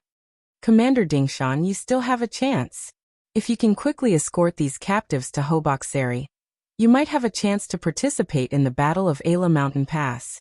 Ding Shan, who originally thought that he had no hope, heard this and his eyes lit up. Yes, haha. Thank you for your reminder. I know what to do. Ha ha ha, men, gather the captives and confiscate their weapons. If they resist, deal with them as enemies. With new hope in his heart, Ding Shan had a lot more motivation to do his work. Bai Shuang, Dai Qua, and Ma Xiangshan didn't look at the scouts anymore. What they needed to do now was to rest for the morning, and head to Turpan in the afternoon. There was still a big battle waiting for them there. You two, we have to speed up. Aleph escaped. I'm afraid that the news here will spread soon.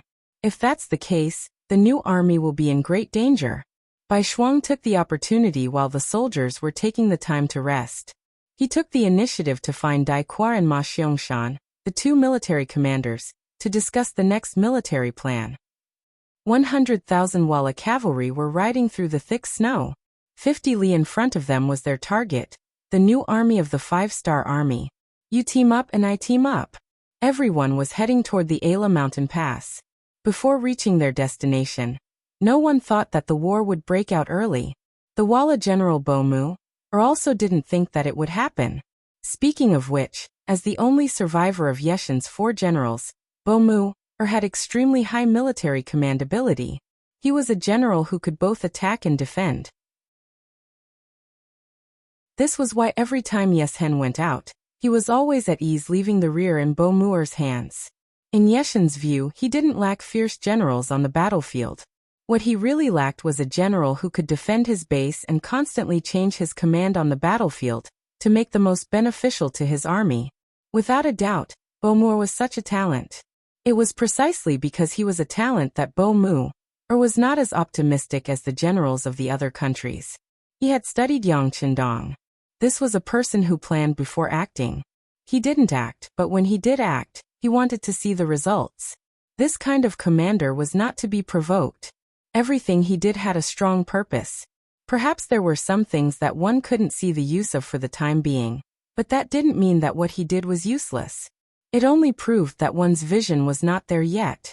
After a period of time, everyone would realize that his seemingly useless move earlier had come in handy at this moment, hadn't it? With a sufficient understanding of Yang Chundong, Bo-mu was not as optimistic as the other generals. Since Yang Chundong was extremely talented in commanding an army, why would he make such a suicidal move?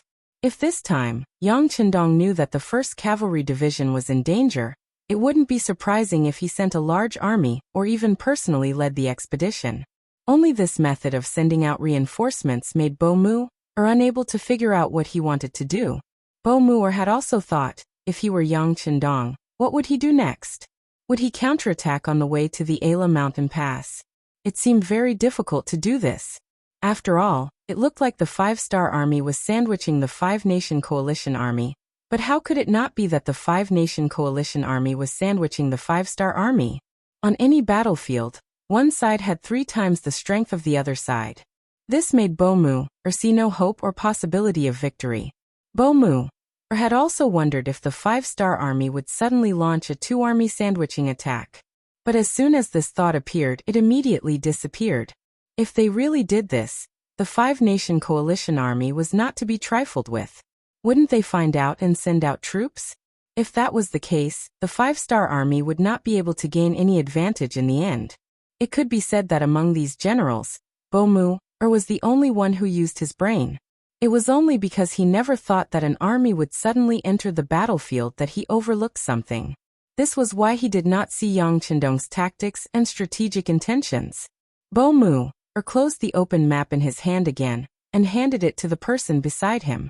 He let out a long sigh and then looked forward, seemingly deep in thought. Along the way, he had seen Bo-mu reveal this kind of thoughtful expression more than once. Of course, he knew what he was worried about. As a Walla warrior, his personality was straightforward, and his words were also straightforward. General, you don't have to worry. In this battle, we have 100,000 elite Walla cavalry. The other side only has 30,000 cavalry. Even if they want to play any tricks, in the face of absolute strength, they are still not our opponents. General, are you thinking too much? Am I really thinking too much? Bo-mu of course knew that what Bo-mu said was the truth. He had 100,000 elite Walla cavalry. Even if he faced the main force of the 5-star army, he still had the strength to fight and had a great chance of winning. And now, the opponent was only 30,000 cavalry. What was there to be afraid of? 100,000 cavalry seemed to give him endless strength. He laughed and said, "That's right, maybe this general is thinking too much. Come, bring wine. We will drink wine and watch how the 5-star army is destroyed by us this time." Bo-mu regained his spirit. Naturally, Bo-mu was very happy. He immediately ordered a guard to bring wine. He wanted to drink and celebrate the upcoming victory with the general in advance. 2 wine bags were quickly sent to the 2 of them.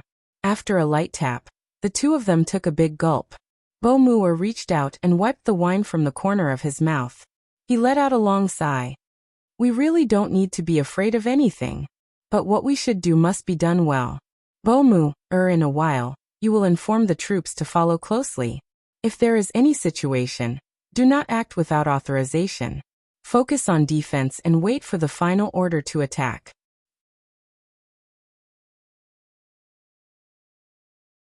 Chapter 1249. Yes, General. Pai Qiyin had followed Bo-mu for many years and had seen him save the army out of caution more than once. Therefore, he did not raise any objections this time. He also believed that the army of 100,000 needed to be disciplined. Only in this way could they remain calm in the face of change and not panic.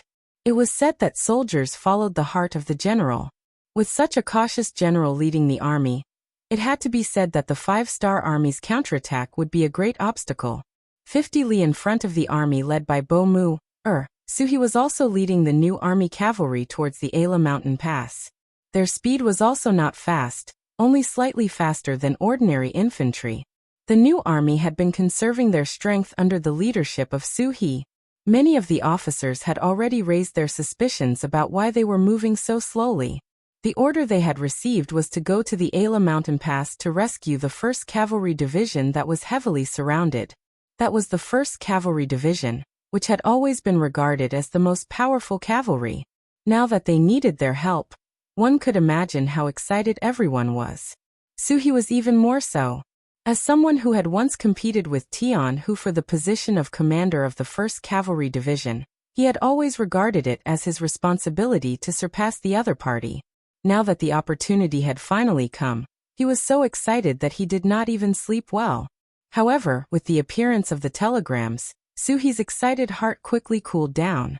After learning about Yang Qindong's military plan, Suhi knew that the idea of rescuing the 1st Cavalry Division would not be possible. This made him feel a little disappointed, but when he looked back at the 100,000 Walla cavalry chasing behind him, he felt a little excited. If he could inflict serious damage to this army, it would be a great achievement. Now that he knew the entire plan, Suhi faced the doubts of his subordinates. He used the excuse that the 30,000 Yirkiang cavalry were in front of them, and that if they moved too fast, it was very likely that they would run into them. At that time, they would face the risk of being attacked from both sides. Not long after, the 4 division commanders appeared in front of Suhi, and he relayed the next step of the battle plan to them.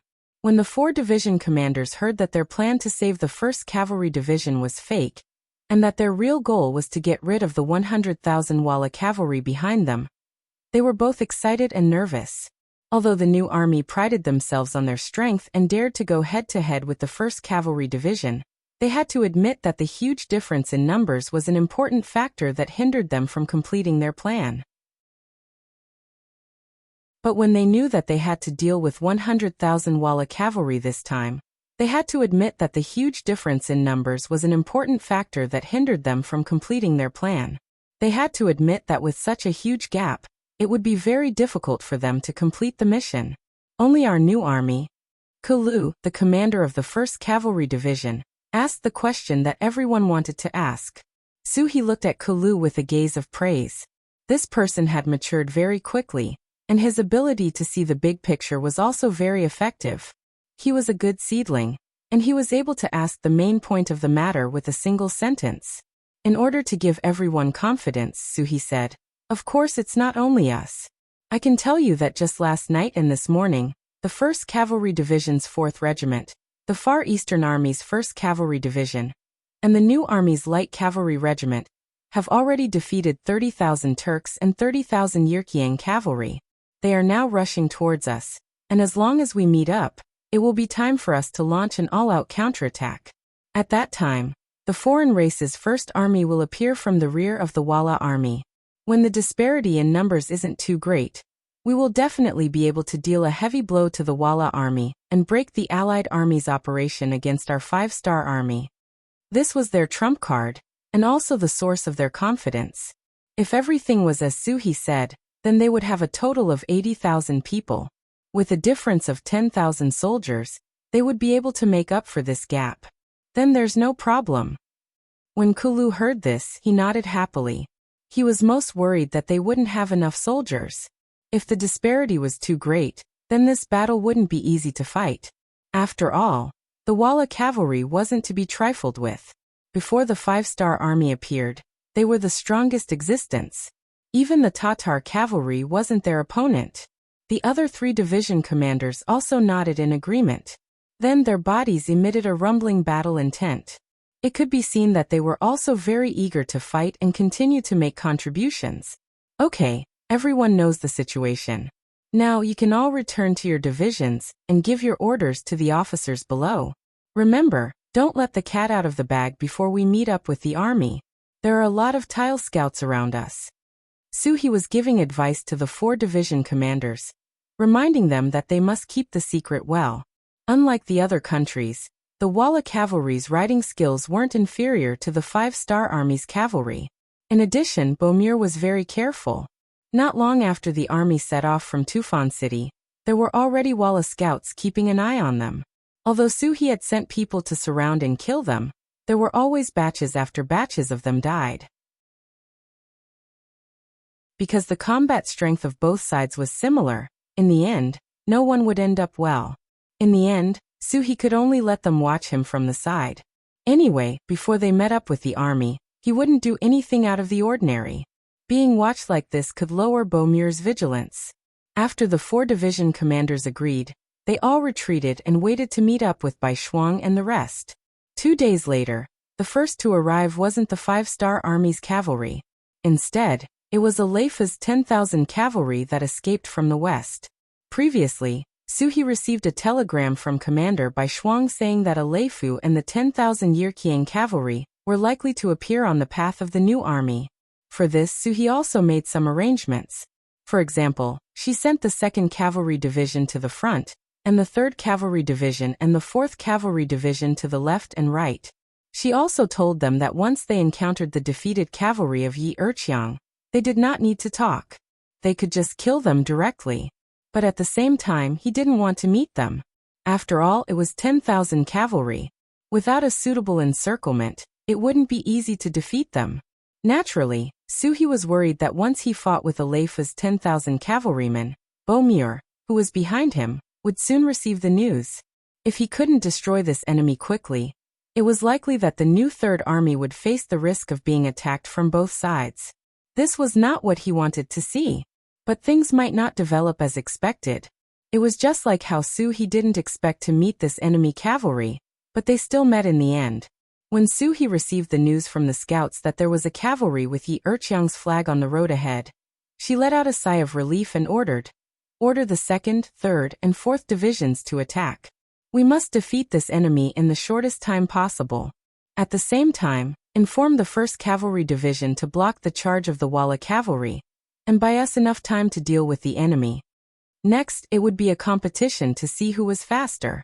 This would most likely determine the direction of the war. After Aleifa's defeat, he led 10,000 cavalry to the east. The reason why he didn't escape and continued to walk on the official road was so that he could join forces with the Walla cavalry to eliminate the new army of the 5-star army. First, there was Turpan's inaction, which led to the loss of the city.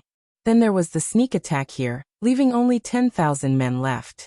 After 2 defeats, Aleifa knew that if he couldn't make a beautiful comeback, even if he escaped back to Yirqiang, he would face the risk of losing his position and being imprisoned. In order to be able to take the blame for his crimes, Aleifu had no choice but to walk on the official road and fight with his back to the river. After 2 defeats, Aleifu learned his lesson this time. He first sent out a large number of scouts to scout ahead.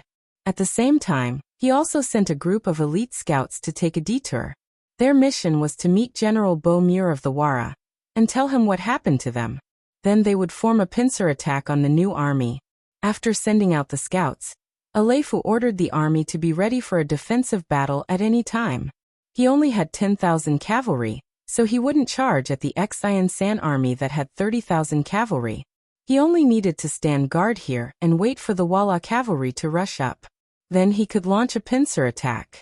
It was because he was already prepared that when he learned that the new army was 10 miles in front of him, Aleifa decisively ordered the army to stop and defend. After doing this, he began to pray that the Walla cavalry must be faster. Perhaps the prayers had worked, but in fact it was the small team of scouts that had been sent out. They had met the scouts of the Walla army before the battle had even started. After revealing their identities, the scouts led them to the general of the Walla army, Beaumuir. What? The 5-star army took the lead to launch a counterattack? Your general Aleifu was defeated and lost 20,000 of his 30,000 cavalry? Beaumuir, who was riding on his horse, saw the Yirqiang cavalry under a withered tree. From them, he learned some things that happened 2 days ago. It's not that he didn't consider this possibility, but after thinking about it, he didn't think that the 5-star army would try to break a stone with an egg. After all, the disparity in strength was obvious. It's just that he forgot a very important point. That was, not every army of the 5-star army had the strength of the Walla cavalry. This was his biggest oversight. Fortunately, although Aleifa's army was defeated, he wasn't scared out of his wits. He still wanted to take the blame. As a result, it gave him an opportunity to attack the new army from both sides. There were more than 30,000 cavalry of the 5-star army in front of him. If he could completely eliminate them, It would be a heavy blow to the 5-star army and Bugnam of Gojoseon. When he thought of this result, Bo-Muir's face was full of excitement. Where is Bikiin?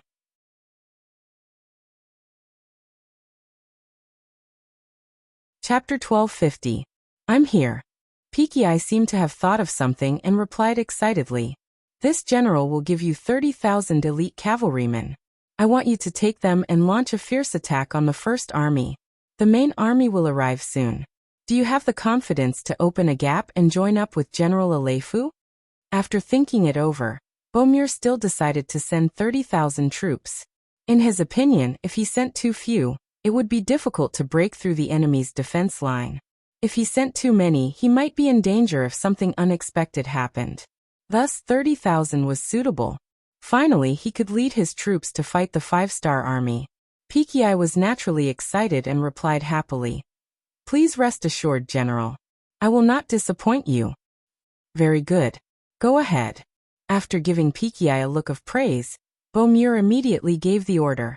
Other than the 5,000 cavalrymen who were at the back, the rest of the cavalrymen were ready to attack at any time to support Pekiai and take down the new army. Yi Erqiang's 10,000 cavalrymen were already in formation under General Aleifu's lead.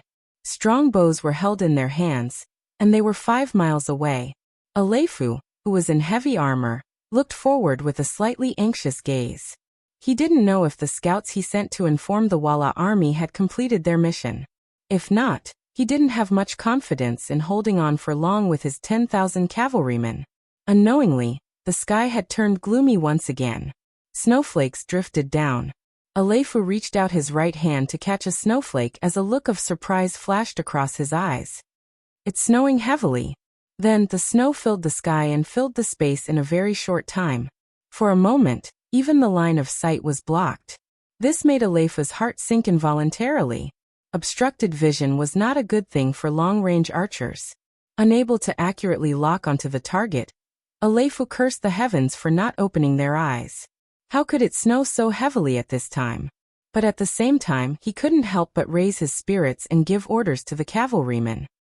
Everyone, don't shoot blindly. You must aim before shooting. Even if you can only shoot one arrow, you must hit the target. Usually when facing a cavalry charge from afar, considering the distance, most archers would only shoot 2 arrows, unless they had extremely fast hand speed and could shoot 3 or 4 arrows. However, due to the heavy snow, it was much more difficult to pinpoint the target's position. Aleifu had no choice but to shoot an arrow to pinpoint the target's location. The wait was long, yet it also seemed to be over in the blink of an eye. Not long after the Yerkiang cavalry got into formation, rumbling sounds came from the distance. Then, more and more black figures appeared in their line of sight. Aleifu's gaze couldn't help but tighten as his left hand tightly gripped the scabbard of his saber. At that moment, Aleifu was not the only one who was extremely nervous. The 10,000 cavalrymen beside him were also very nervous. Although they couldn't estimate how many enemies were charging towards them due to the heavy snow, their intuition told them that there were quite a number of enemy riders, at least far more than they had. Prepare to fire. Some of the Kiliarchs and generals standing in the middle of the army shouted, causing the already tense atmosphere to become even more tense. Kill. The cavalry of the new army approached from afar. The commander of the 2nd Cavalry Division, Bai Kai, held a sharp saber in his hand as he constantly shouted. Under his lead, the 8,400 men of the 2nd Cavalry Division charged from the front. Almost at the same time, the commander of the 3rd Cavalry Division, Lei Chuandang, also gave the order to charge. On the right, the commander of the 4th Cavalry Division, Chang Bo, didn't want to fall behind and led the entire division forward. More than 20,000 cavalrymen, more than twice the number of the Yerkiang cavalry. Their momentum soared and their morale was high. Don't be afraid. Sensing this monstrous battle intent, Aleifu used his own shout to stabilize the army. Vala's 100,000 cavalrymen are converging with us. As long as we can stop their charge, it will be time for us to launch a pincer attack from both sides. Brothers, great merit is in front of us. Fire. The more Aleifu shouted, the more excited he became. Through this shout, he seemed to be able to motivate himself. Following the last shout, Tens of thousands of arrows flew across the sky, flying toward the charging cavalrymen of the three armies. Ding ding dang dang, ding dang ding ding. Arrows filled the sky, falling on top of the 2nd Cavalry Division along with the snowflakes. What followed was a wave of saber swinging and all sorts of clashing sounds. Under the almost indiscriminate attack, there would always be 5-star army cavalrymen falling from their horses. Under such a wide range of arrows, blocking and dodging became very limited. Fortunately, the new army, under the leadership of Suhi, paid a lot of attention to archery training. When they saw the sky covering arrows flying towards them, most of the cavalrymen leaped to the sides of their horses, minimizing the losses. The distance of 100 meters was covered in less than 10 breaths for the cavalrymen. Using this opportunity, the Yirkiang cavalrymen had already cleared the front line and gathered together like an iron bucket. Facing the enemy's superior numbers, Aleifa didn't choose to meet force with force. Instead, he used the cavalrymen as a tortoise shell, forming a human wall to defend. 10,000 cavalrymen, endless and boundless. This wasn't just for show. If one didn't see it with their own eyes, it was hard to imagine how magnificent and terrifying 10,000 cavalrymen would be. If such an army was to be killed one by one, who knew how long it would take? The best method was to directly destroy their fighting spirit and make them flee in all directions. This was the best way to resolve the battle. Usually, when the 5-star army was facing an enemy, the most habitual way of fighting was to split the enemy up and then find the place where the main general was. After that, they would launch the fiercest attack, either killing the enemy general or scaring the enemy general away. Whichever one of them was chosen, they would win. But now, Aleifa was holed up in the human wall, making it impossible for the 3 cavalry divisions to find him in a short period of time. This also achieved the effect of capturing the leader first. Aleifa's strategy was very brilliant. He first protected his own safety so that the army wouldn't fall into chaos. Then he used the Walla cavalry as an excuse to build up the confidence of everyone.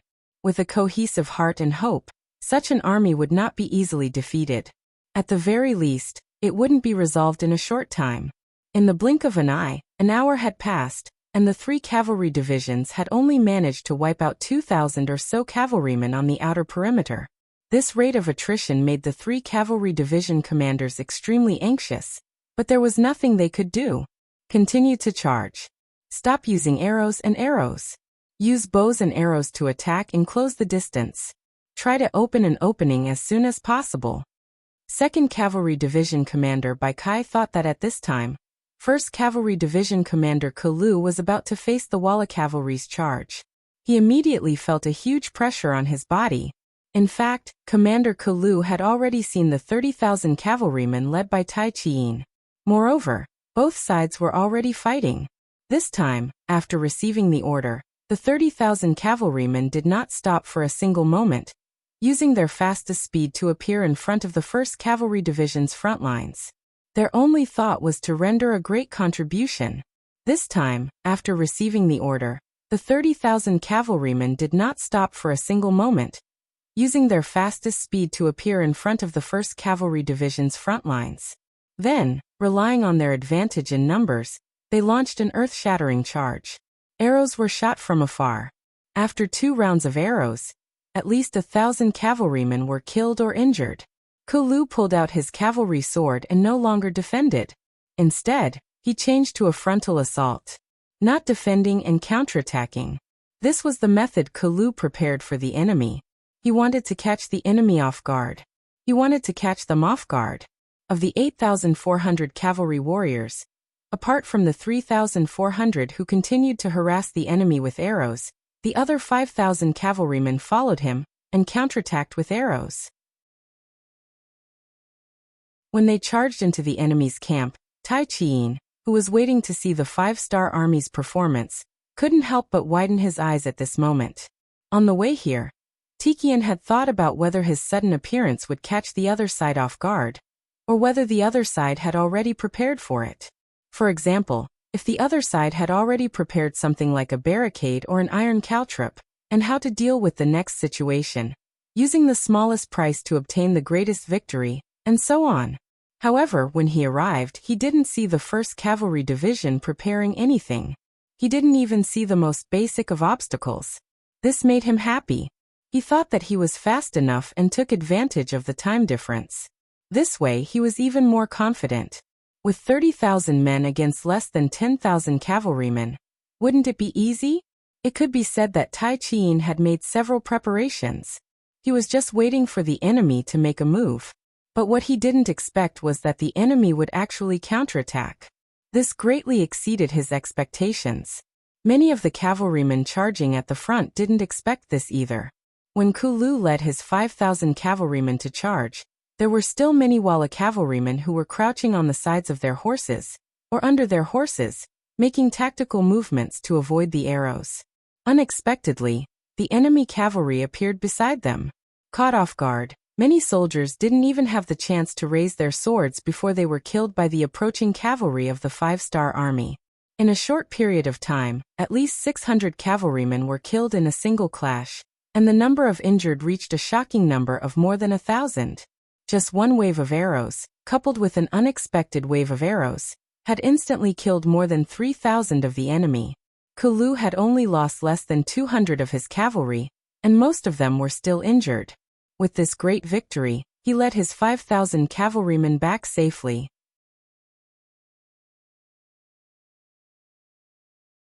Chapter 1251. Bastard! Bastard! Someone in the middle of the army roared loudly. He was so confident when he came, but he lost 1/10 of his combat power in one move. He couldn't accept it. He shouted at the soldiers who were beating the drums, "Signal for the attack. Go, go, go." He was so angry that he wanted to use his advantage in numbers to destroy the enemy. Even if the enemy's arrows were sharp and he had to lose some combat power, he didn't care anymore. In short, he wanted the cavalry of the 5-star army to die. He wanted to let these people know how pitiful the consequences of angering him were. The drumbeats suddenly became hurried, and became more and more frequent. Hearing the order, the Tile cavalry immediately sped up, and sped up again and again, charging towards the less than 10,000 5-star army cavalry formation. On the battlefield, the drumbeat was in order. The more urgent the drumbeat, the faster and fiercer the attack. For a moment, the white snow on the ground was kicked up by the warhorses. When combined with the heavy snow falling from the sky, it gave the impression that the sky was covered in white snow, greatly obstructing one's vision. This is what a fierce attack looks like. Haha, retreat.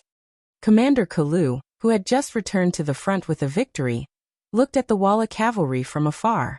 He was not afraid at all. Instead, he showed an excited smile. As he waved his hand, the signal flag beside him flashed. The cavalry of the 1st Cavalry Division quickly retreated 2 miles. Because of the heavy snow, the Walla cavalry couldn't see their movement clearly. They could only roughly see the 5-star army cavalry retreating. This gave them endless confidence. They thought that this was the moment to crush the enemy's heart. Victory was within their reach. However, the charging Walla cavalry did not know that what awaited them ahead was an even more painful forgetting, as well as an unimaginable trap of death. Charge, charge. The 5-star army cavalry is afraid and retreating. Charge and kill them. Faster, we can't let the 5-star army cavalry escape.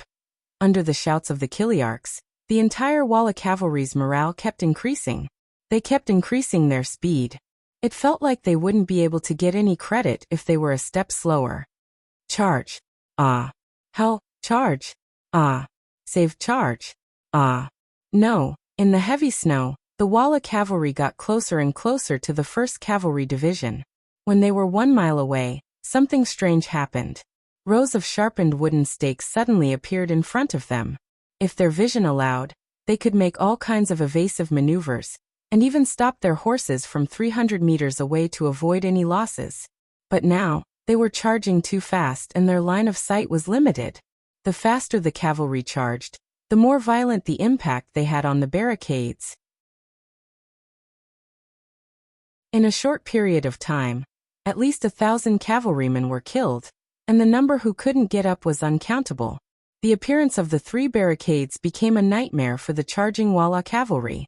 When they saw their warhorses fall one after another and blood spurted out, Some of the cavalry at the back finally forced themselves to stop their war horses. However, even though they stopped, the cavalrymen behind them couldn't stop. They didn't know what was going on in front of them. They were still charging forward according to the rhythm of the war drums. It was a tragedy. The cavalrymen at the front couldn't stop, and the cavalrymen at the back couldn't charge forward. In a short period of time, both sides crashed into each other. The number of cavalrymen who died from the collisions increased exponentially. In a short period of time, thousands of corpses were lying on the ground. The smell of blood filled the air. "Quick, hide to the sides." A Chiliarch finally reacted and shouted out an order. As expected of the elite Walla cavalry, after a short period of chaos, order was quickly restored. The cavalrymen at the front dodged to the sides, and the cavalrymen at the back started to charge at the stakes. Bang!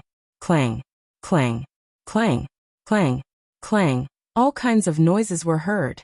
The cavalrymen who charged at the stakes were in all kinds of shapes and sizes. However, no matter what they did, they couldn't escape the fate of death. After all, there was a limit to the number of barricades. After several waves of attacks, the Vala cavalry used their lives to knock down all of the barricades. They were no longer of any use. The stakes were like a natural counter to the cavalrymen. It made people hate them, but they couldn't do anything about it. Today, the Vala cavalry had shown their fearless side, and they had completely destroyed the horse barricade that usually made them pale in fright. However, no one cheered, because this was not the result they wanted. It was the result of countless lives sacrificed to make up for it. There are no more stakes in the way. Kill. When they saw another group of cavalry charge forward, but there were no shouts, the Tile cavalry on both sides cried out in excitement, and once again launched a fierce attack, looking as if they were going to take revenge. Ah, no. After charging onto the official road, the cavalry that had been silent for less than a quarter of an hour suddenly let out mournful cries. The cries became louder and louder, causing the Vala cavalry to stop in their tracks. They really couldn't figure out what was going on. This time, it wasn't the stakes that could be seen with the naked eye that blocked the road, but the caltrops that were placed under the snow. Under the cover of the heavy snow, the caltrops were hidden in the ground. Once a cavalry charged over and stomped on the caltrops, one could imagine the excruciating pain it would cause. The war horses immediately neighed, and the cavalrymen riding on them were thrown to the ground one by the frenzied war horses. Whether it was the stakes or the caltrops, Kalu was already prepared. When he received the mission, Baikai and the other two division commanders gave him all the caltrops in their hands. However, Kalu didn't use them immediately. It wasn't that he didn't want to use them, but the timing wasn't right. The Walla cavalry was good at fighting, and they weren't ordinary cavalrymen. They had rich battle experience, and it was impossible for them not to be prepared against conventional weapons like the stakes and caltrops. Therefore, if he wanted to use them, he had to catch them off guard. Fortunately, the heavy snow gave Kalu inspiration. That was why the series of events just now happened. Most importantly, under the heavy snow, both sides of the official road were completely sealed, forming a pile of snow that was half a person's height. The horses couldn't gallop on it, so Kalu didn't have to worry about being attacked from both sides. He could just focus on the main road. The stakes and caltrops were used separately, and it was indeed effective. However, this wasn't the end. While the enemy's charge was interrupted by the two division commanders, and the enemy's morale was unstable, Kalu led another 5,000 cavalrymen to attack. The caltrops along the way were covered by the corpses of the Walla cavalry and their horses. They only needed to step on them to charge out. Boom. The Vala cavalry who were waiting for the movement in front of them saw a torrent of people rushing out. Following which, arrows and sabers flew out to meet them. However, they did not expect that it would be the cavalry of the 5-star corps that rushed out at this time. Once again they miscalculated. In the next exchange, who knew how many of the Vala cavalry were chopped to death? As for the remaining people, they had long been beaten silly by Kalu's successive moves. They were scared and immediately turned to retreat. Their speed was even faster than rabbits. After 2 charges and 2 blocks, the 5-star army won a great victory. At least 6,000 cavalrymen were killed, and the enemy's morale was greatly damaged. Kalu heaved a sigh of relief. With this defeat in front of them, as long as the enemy's division commander wasn't stupid, he wouldn't launch an attack for a while. With the joy of victory, Kalu rode his horse to the temporary military headquarters 2 miles away and met with Division Commander Su-hee. He already knew about the development of the battle from the scouts. When Kalu entered the tent, Su-hee stood up to welcome him. "Not bad, Kalu. Your performance is not bad. I will report your contributions to the 6th Young Master. I think that as the new regiment commander, you won't be able to run away from the position of division commander." Su-hee took the initiative to stand up to welcome Kalu, which meant that he thought highly of Kalu. When he heard the other party recommend him to be the commander of the new regiment, Kalu was extremely excited. He immediately cupped his fist and said, "This general thanks the military commander for his training, but I only want to serve under the military commander." Oh. Kalu's answer greatly surprised Su-hee. One must know that he was only the new army division commander. Although the new army was going to be expanded into a new regiment, there would be 3 more division commander positions. In the future, when the new army became a new regiment, there would also be 3 empty division commander positions. However, that was still far away. For a talented commander like Kalu, he couldn't wait any longer. Otherwise, it would be a serious mistake in the use of people. With an idea in his mind, Su-hee patted Kalu's shoulder and said with satisfaction, "I understand your feelings, but with your talent, it's too much for you to only lead a division. If there is a chance, it would be good to lead more troops. Besides, we are all in the 5-star army, and we are all working for the 6th Young Master. There shouldn't be any distinction between us." After some persuasion, Kalu clearly listened to it. However, he still had a troubled expression as he said, "But I still want to be in your military seat." "Alright, let's not talk about this matter for now. This army commander has only reported your name and achievements to the 6th Young Master. As for whether or not you have the opportunity to serve, it is not up to this army commander to decide. Just wait for orders. Okay, let's discuss how to deal with the Walla army if they launch another attack." A division commander and a division commander immediately came in front of the sand table. They pointed at the terrain on the sand table and started an intense discussion based on the military strength of both sides. The attack had been thwarted, the losses were severe, and the news of the defeat of the Walla army had spread. The expressions of the division commanders became extremely ugly.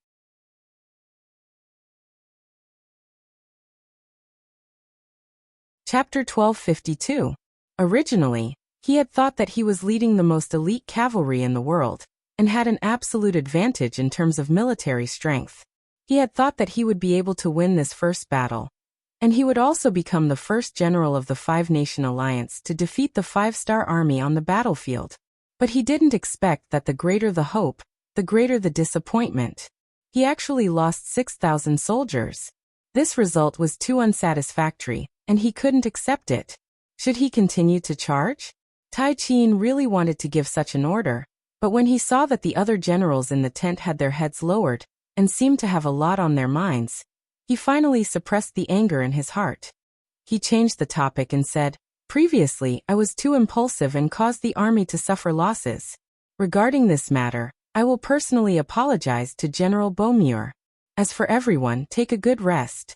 At the same time, build some barricades to prevent the 5-star army from attacking." A cavalry of more than 20,000 people actually had to defend against the attack of less than 10,000 5-star army. If this was said half a day ago, Tai Qin would have laughed out loud. But now he couldn't help but admit that the 5-star army's cavalry had this kind of strength. The attack suddenly stopped. This made Su-hee and Kalu, who had thought of all kinds of countermeasures to resolve the enemy cavalry's attack, confused. Seeing that the sky was about to turn dark, the two of them looked at each other, and finally believed that the previous defeat must have scared the enemy's general. "Sigh, what a pity. There are still so many iron caltrops that I haven't used in the horse-stirring rope that I buried in the snow." Even though Kalu knew that the other party wouldn't attack for a while, he still had a sad expression on his face. These words made Su-hee's eyebrows twitch. Wasn't it good that the enemy didn't attack? As for not having to risk their lives, once the main force arrived, they would have the strength to fight back even if they had to face the enemy head-on. The new army's 3 cavalry divisions were still attacking. In the face of a sea of people, or even when the enemy cavalry was squeezed together, the arrow formation was not of much use. Under the improvisation of the 2nd Cavalry Division's commander, Beatsai, they switched to using bows and arrows and horse-strapping tactics. Arrows after arrows were shot at close range, and ropes were like sharp awls, trapping the Yirkian cavalry and dragging them under their horses. The 5-star army was like a spider weaving a web, slowly nibbling away at the surrounded Yirkian cavalry. Aleifu, who was protected by 10,000 cavalrymen, had an extremely ugly expression on his face. He had been standing guard here for half a day. The sky was about to turn dark, but there was still no sign of reinforcements. What was going on? Even if the scouts he sent out didn't inform the Walla army in time, the Walla army should be aware of such a huge commotion, right? Sensing that the battle cries were getting closer and closer, this proved that the encirclement was getting smaller and smaller. The fear on Aleifu's face deepened. He had a feeling that this time, it was very likely that he would die here. The group of lieutenants and soldiers around him had the same thought. Originally, they thought that after persevering for a few hours, reinforcements would arrive. Then, they would work together from the inside and the outside, and they would be able to defeat the 5-star army and return to receive the king's reward. But now, it seemed that their lives were in danger. The battle cries continued, and one of the lieutenants finally couldn't help but ask, "General, when will our reinforcements arrive?" "Soon should be soon." Aleifu, who didn't want the morale of the army to be in chaos, could only reply. Not long after he finished speaking, the sound of horse hooves suddenly came from the outer formation, followed by a hubbub of voices. "Reinforcements are coming, a lot of cavalrymen are coming?" One of the soldiers was lying on the snow.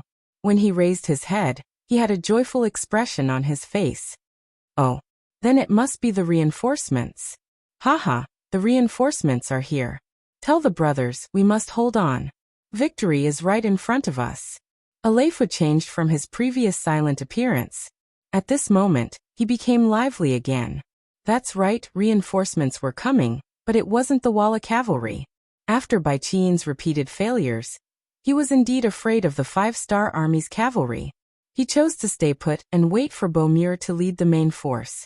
This action was equivalent to giving up on the 10,000 Yi Erchong cavalry.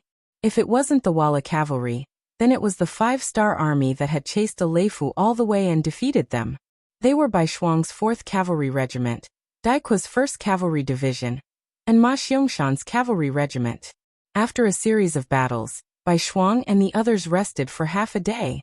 It was this half a day that allowed Aleifu to run so far. Fortunately, the new army received the telegram and made a timely response, blocking the 10,000 cavalrymen here.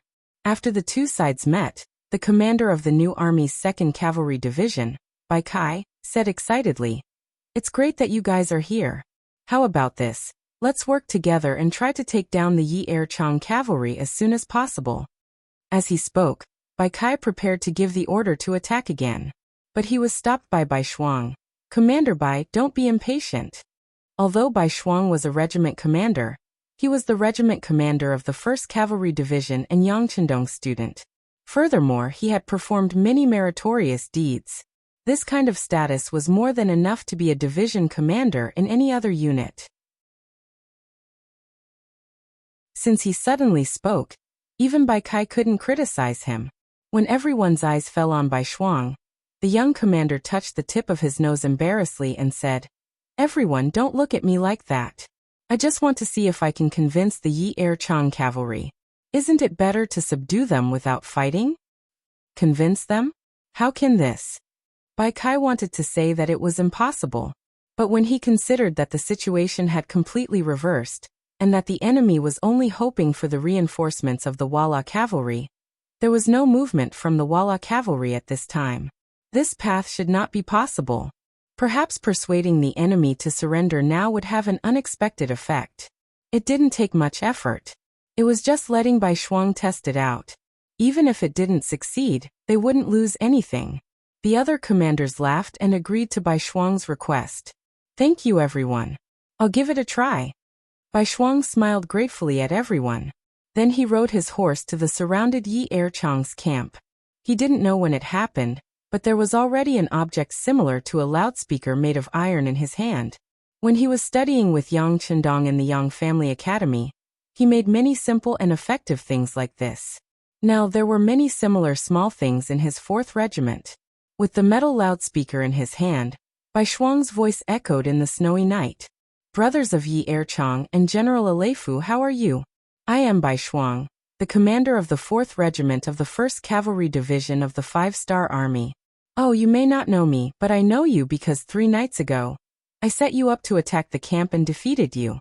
He said all this with the attitude of a victor. This kind of blatant flaunting was especially jarring to the ears of the Yi Erchiang cavalry, but they could only endure it. Now that they were surrounded by the army, whoever rushed out first would be courting death. Bai Shuang didn't seem to have such awareness. He continued to talk to himself. To be honest, the 5-Star Army is very powerful, but it's just a name. It's nothing in the eyes of the powerful 5-Star Army. I'm afraid you still don't know that 3 nights ago, the Turpan cavalry was wiped out by us in one fell swoop. In comparison, you're not bad. At least 10,000 of you managed to escape. Oh right, I forgot to tell you. 5 days ago, our 1st Cavalry Division charged out of the Ala Mountain Pass and heavily injured the 80,000 Ili cavalry that surrounded us. We killed and captured about 60,000 of them. Also, just this afternoon, our 5-Star Army's 200,000 reinforcements suddenly appeared behind the 100,000 Walla Army. After a fierce battle, we killed a lot of them. Now the Walla Army has fled. In other words, on this battlefield, only your cavalry of less than 10,000 is still persevering. I want to ask you, what is the meaning of your persistence? Truth and falsehood came out of Bai Shuang's mouth. This was the so-called, all is fair in war. There wasn't much truth in his words, but to the Yirkiang cavalry who were ill-informed, it was enough to create a lot of pressure. The moment these words were said, many people's expressions changed. Many people started to doubt or even believe Bai Shuang's words. At this moment, Bai Shuang was still doing his political work. Yirkiang cavalry, our 5-Star Army won't kill captives. As long as they are sincere and changing, we will give them a chance. Just like 3 days ago, when you lost, there were 17,000 captives in our hands. Now, not only are they safe, after a thorough investigation, they are free to choose their future. For example, they can join the 5-Star Army and become a part of us. Or they can become a normal citizen and be given 30 mu of grain, a wife and children, and a warm bed. They can live a life far away from the flames of war. That's such a comfortable and desirable life. The bewitching words continued. Under Bai Shuang's glib tongue, he described the future so well that many of the Yirkiang cavalry started to yearn for it. Even some of the generals started to waver. Aleifu, who was in the middle of the army, naturally felt the change. He wanted to shout out loud and tell everyone not to believe the words of the 5-Star Army's general. But before he could say anything, Bai Shuang called out his name. General Aleifu, I know you. Actually, we don't have any grudges. What's even better is that your appearance didn't cause any losses to the 5-Star Army. So we welcome your surrender. If you choose to abandon the darkness and join the light, I can promise you in front of the 3 armies that we won't touch a single hair on your head. We will even ensure your safety and let you do whatever you want to do happily. I don't think anyone isn't afraid of death, let alone this kind of meaningless death. Don't you think so?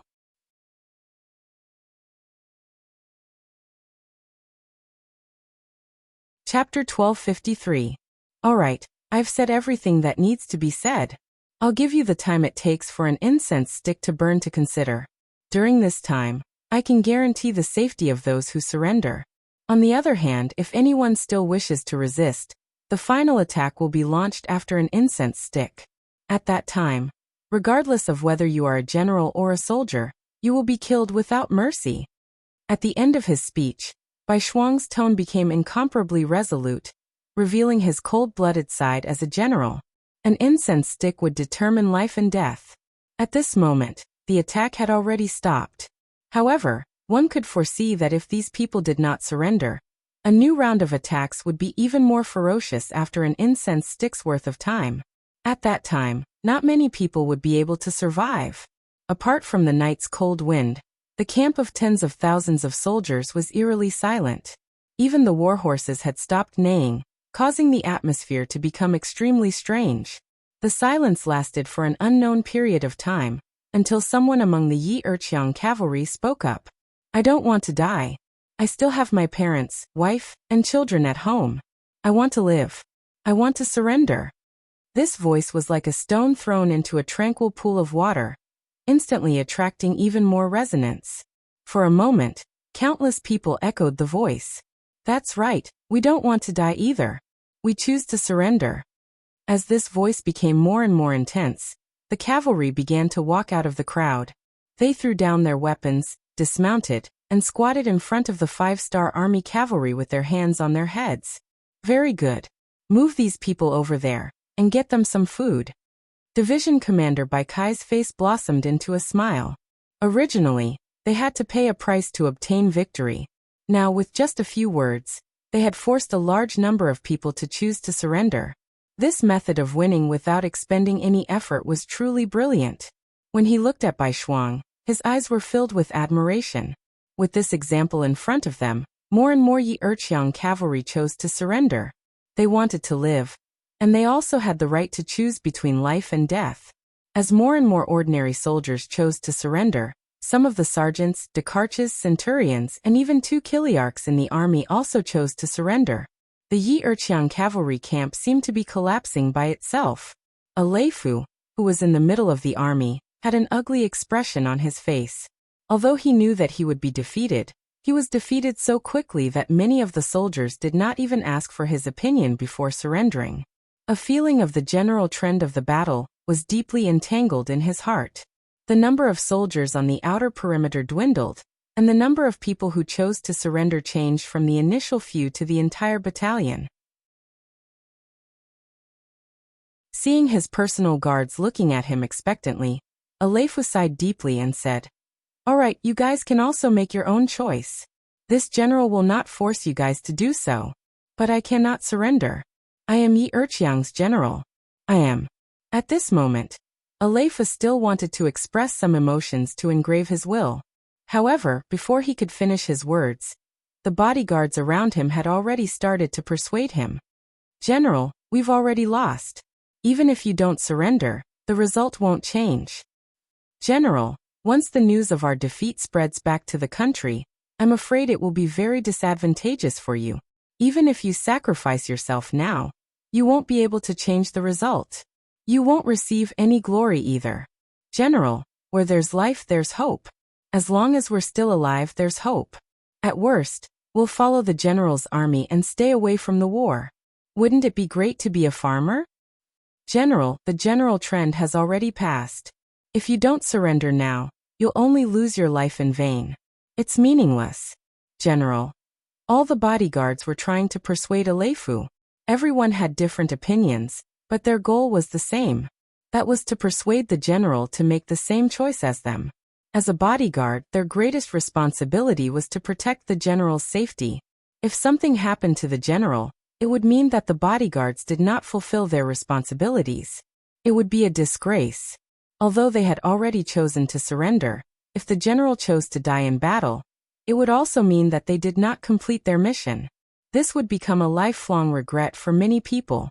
In order to complete the final mission, and also for Aleifu's sake, the bodyguards' voices of persuasion grew louder and louder. There were also more and more opinions. Something was obviously fake, but when many people talked about it, it would often make people believe it to be true. Aleifu was indeed prepared to fight to the death. He wanted to prove that he was a qualified general, someone who was not afraid of death. However, the bodyguard's persuasion soon made him waver. Aleifu, who was not resolute to die, listened to the bodyguard's blueprint for the future. His resolute heart slowly began to waver. 60 breaths left. Just when Aleifu felt that it was difficult to make a choice, outside the camp, Bai Shuang's voice sounded again. This also woke Aleifu up. When he raised his head to look around, He was horrified to find that other than the 30 bodyguards he brought with him, there was nothing else around him. In this short period of time, the remaining 7,000 cavalry had all chosen to surrender. At first, they left one by one, but later, they left in groups. Now, on the entire battlefield, only 30 people, including Alefu, had not made their final choice. An army of several tens of thousands surrounded 30 people. The result was already decided. Not to mention that these people were only slightly stronger than ordinary cavalry. Even if each of them could fight against 100 people, they still had no chance of escaping and winning. 30 breaths. Bai Shuang's voice sounded again. It was like the wind of hell and the horn of death. When Alefu heard it, he could not help but tremble. "General, we have no other choice. Please give the order." The bodyguards looked at Alefu with longing eyes. At this moment, Alefu still wanted to say a few words, but the atmosphere of the battlefield did not allow him to do so. He already had no time. "I surrender." When Bai Shuang said the last 10 breaths of time, Alefu finally made his final decision. After saying those 3 words, his entire body collapsed. At that moment, he was like an old man that had lost all of his vitality, as if he would age at any moment. The 7,000 cavalry had all chosen to surrender. At this moment, Bai Shuang also let out a sigh of relief. Then, under everyone's gaze, he took the initiative to ride up to Alefu and extended his right arm in a friendly manner. "General Alefu, the 5-star army welcomes you to join." As Yang Chendong's student, Bai Shuang's ability to see through people's hearts and borrow their power was also exceptional. The best way to defeat the 5-star army was to find some people related to the 5-star army. Only then could they better understand their opponents. Knowing oneself and knowing one's enemy was the only way to win 100 battles. Bai Shuang's sudden appearance caused Alefu to instinctively become very nervous. He did not know if the other party would keep his promise and go back on his words to kill him. After all, in the current situation, the other party was the boss and he was just a fish on the chopping board. Now that he did not have any military power in his hands, even if the other party really killed him, who would stand up for him? Where could he go to reason with? He originally thought that he would definitely die, and the other party was settling the score. He wondered if he had made a stupid decision. Should he have chosen to commit suicide just now? At least he would have been able to maintain the last bit of dignity in his life. However, when Bai Shuang extended his right hand, he was puzzled. He realized that the other party did not have any weapon in his hand while he was holding a sharp saber in his right hand. This is a handshake.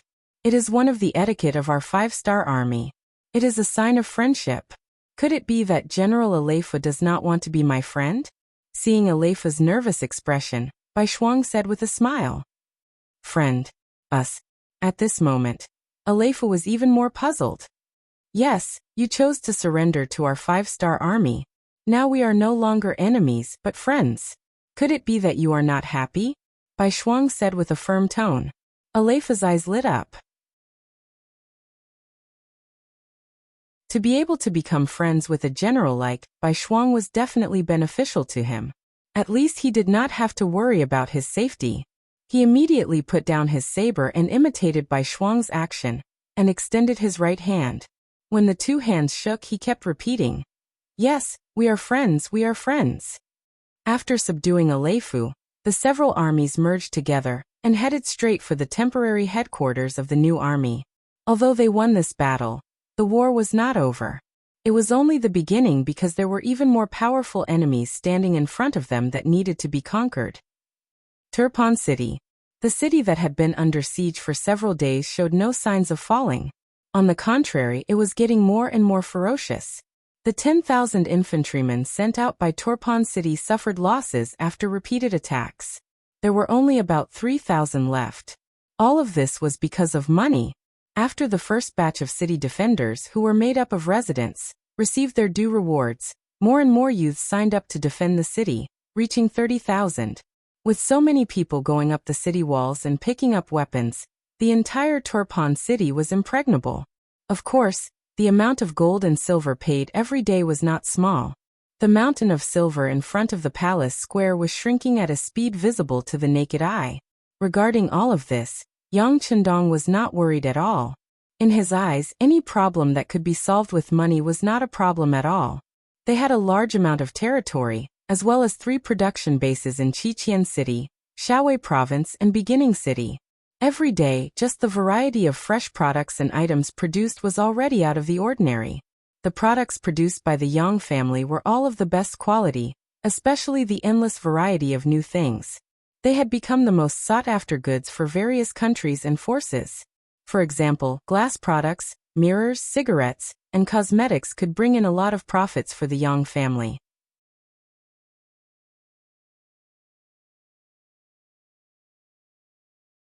Chapter 1254.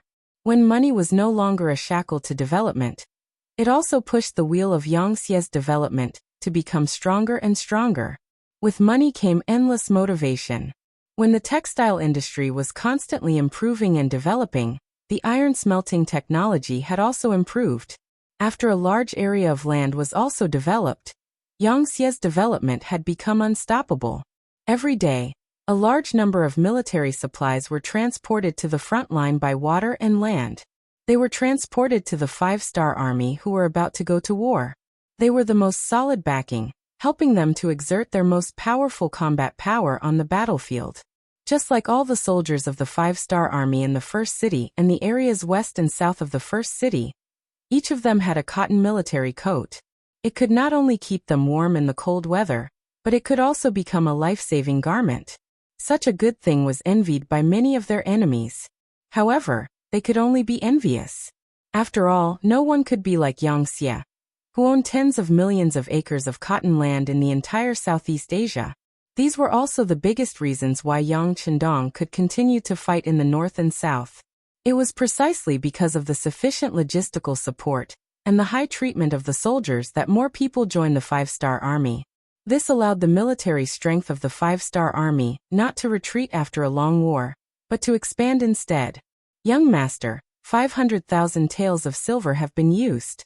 There are less than 1.7 million taels of silver left in the square.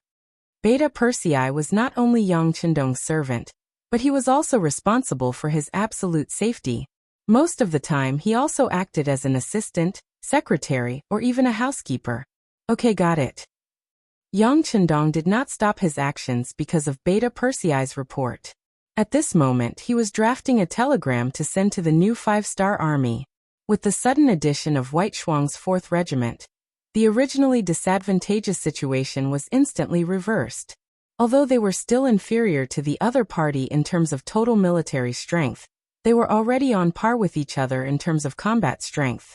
What followed next was a stalemate. At this moment it would be a waste to send out all 3 newly formed armies. At this moment, Yang Chendong was thinking about how to counterattack.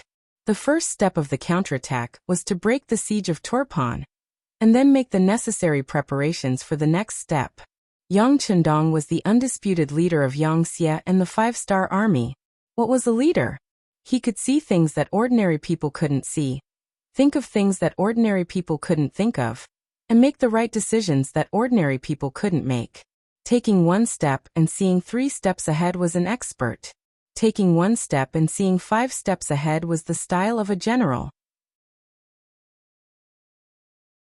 Taking 1 step and seeing 10 steps ahead was the style of a true leader. Yang Chendong was the master of taking 1 step and seeing 10 steps ahead. What he needed to do now was to prepare for the future. Transferring the new 5-star army would not only be able to break the siege of Turpan, but also lead them to launch a counterattack as soon as the other party was defeated. Yang Chendong's personality had never been one to not fight back when scolded or beaten. Perhaps it was because of his military background, but what he liked and was more used to was that if you respect me, I will return the favor tenfold. If you hit me for no reason, I will return the favor for no reason. The kind of thing where you hit me and then turn around and say sorry was absolutely impossible in his eyes. He knew that the strong were supreme and the rules were set by the strong. Yang Chendong already had the capital and ability to ignore the rules and do whatever he wanted. Just like this time when he sent troops to the Ili region, there was no reason for it. It was just a simple deployment of troops. This was almost unimaginable in the future. After all, When a military power like the United States wanted to make a move on a small country and snatch their resources, they would first put forward a reason in the United Nations. Although this reason was sometimes laughable and unrealistic, it was still necessary to do it. And now, Yang Chendong was even more so. He didn't need any reason. If he wanted to hit you, he would hit you. If you didn't like it, you could fight with him. In the end, when you were beaten down, you would know whose fist was bigger and harder. This kind of thinking was completely different from Confucianism. In Yang Chendong's heart, there was no magnanimity that encompassed all things, nor was there any kind of action where he would withdraw his troops if they said something nice and showed that they had submitted. In his eyes, there was only the concept of enemies and allies. Either you completely submit to him, or you completely submit to him. There was no third choice. With a tough military attitude and great strength, there was no need for any alliances. All they needed was to fight until they conquered the world. When the world was under their control, it would naturally be the time to unify the world. With such a big ambition and goal, how could Yang Chendong be trapped in a small Turpan capital? When many people were worried about whether they would be surrounded if they stayed here, and whether there would be danger if the city was breached, what Yang Chendong wanted to do was to use this to attract everyone's attention. How to dispatch more troops and how to kill the so-called Five-Nation Coalition Army. Yang Chendong hated the Coalition Army. The Eight-Nation Coalition Army had once brought shame to China, and he had not forgotten it. On the battlefield of resisting U.S. aggression and aiding North Korea, it was also the coalition army of more than a dozen countries that wanted to bully China. Although China won in the end, they also paid a heavy price because of it, and the pace of the unification of the motherland had to be slowed down indefinitely. Sometimes, Yang Chendong hated that he did not live in that era, and could not personally kill the enemy on the battlefield to protect the dignity of the country. At the same time, he was glad that he did not live in that era and did not suffer the humiliation of being oppressed. But no matter what, this was a history that could not be forgotten. Now that Yang Chendong had used his ability to change everything, of course he had to do it perfectly. As for the coalition army, all he had to do was defeat them. He had to beat them until they threw away their armor and were completely annihilated. He had to beat them until there was no place for them to survive, and everything would naturally end. With Yang Chendong's hatred for the so-called coalition army, it would be strange if he let them off easily after being surrounded by them this time. The pen in his hand fell even faster. In a short time, a telegram was drafted and handed to Beta Persei. Send the telegram to the new 5 armies. Tulu City. Winter had arrived, but no one felt cold. On the contrary, the soldiers here were a little nervous. They all felt like they were about to face a great war. There was only one reason why they felt this way. 5 miles outside Tulu City, a large number of 5-star army could be seen training here every day, carrying out various exercises such as encirclement, dispersal, attack, and retreat of cavalry and infantry. It was like a military exercise in the future. Every day they changed different tricks and played different routines. The shouts of killing could easily be heard from 5 miles away, reaching the eyes of the beaming army soldiers guarding Tulu City. In the beginning, everyone was still very curious. Quite a few soldiers and commoners also walked up the tower with this curiosity. They looked at the constantly moving black dots from afar, and heard the battle cries from afar that could not be ignored even though they were still far away. However, as time passed, they got used to it. No one paid attention to it anymore. However, Commander-in-Chief Shi Hung, who was about to send troops to Dawn City, stopped all military operations because of this. Of course, he knew about the training of the 5-star army outside the city. Not only did he know, but he also knew that this was a warning from the 5-star army. He had also sent people to calculate. When he got the answer that the number of soldiers of the 5-star army outside the city had exceeded 200,000, and this number was even going to increase, Shi Hung's original plan to attack the Shi city had to be postponed indefinitely. The shouts were very loud. Just from the shouts of killing, one could hear the strong morale of the 5-star army. Facing such a strong army, Shi Hung was not confident that he could win in one strike. Without confidence, he naturally would not send troops. Even though the earliest 200,000 reinforcements of the Baiming army had rushed over from Jingdu, and a large amount of provisions had been transported, Shi Hung still used the cold weather as an excuse to write a letter to the acting emperor to ask if they would fight in the spring of next year. Although he said that he wanted to ask for instructions, in reality, Shi Hung had already made a decision. No matter what, he would not easily make a move. In any case, military orders could not be given. If he did not want to, he could naturally find a lot of reasons to delay. Thinking about it, when Dawn City was in trouble and was besieged for more than a year, it was still not broken through by the joint forces of the Walla army. Now that the enemy had strong soldiers and horses, how could he defeat the enemy? Because of the change in Shi Hung's thinking, the original plan of Baiming's winter offensive had to be suspended. Shi Hung was like a venomous snake hibernating in the dark, waiting for an opportunity. He did not believe that the Baiming army could continue this kind of drill every day. It must be known that mobilizing soldiers required money. With so many soldiers going back and forth to train every day, and it was so tiring, they would need more food than usual. He wanted to see how long the 5-star army could last. Dawn City's new army headquarters. Yangtze walked with relaxed steps, a smile on his face as he arrived. As soon as he appeared, many people saw him from afar and greeted him warmly. Division Commander Yang is here. Are you here to see our military commander again? Yes, Commander, who is busy with military affairs. There are too many things that need to be done. I also ordered people to cook some nutritious soup and personally sent it over. How about it? Do you want to have a taste? Yangtze smiled as he looked at the officer who greeted him and said with narrowed eyes. The officer did not dare to answer. This was for their military commander. There was no reason for him to taste it first.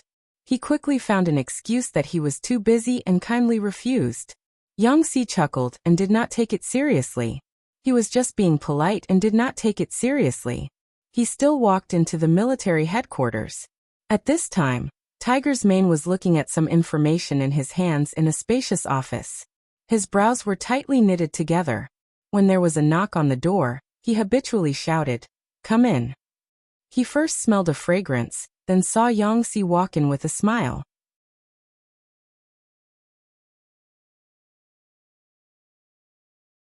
Chapter 1255. Oh, you're here. Quick, let me take a look at this list. Is there anyone you're familiar with? As soon as he saw Yangtze appear, Tiger's Mane acted as if he saw his savior. He pulled the other person over, and then reached out to take the hot soup from the correspondent behind Yangtze. The correspondent tactfully retreated and closed the door behind him. After there were no outsiders, Yangtze's eyebrows were also tightly knitted together. He looked at the list that was just shoved into his hand and said, "Tiger's Mane, is this the list of military commanders submitted by the army headquarters?" That's right. Tiger's Mane had already opened the soup pot. He took a deep breath of the fragrance and showed a satisfied expression as he answered. This is too many people. There are 11 candidates for the commander position, but there are only 3 positions. How do we choose? Yangtze finally knew why Tiger's Mane was worried.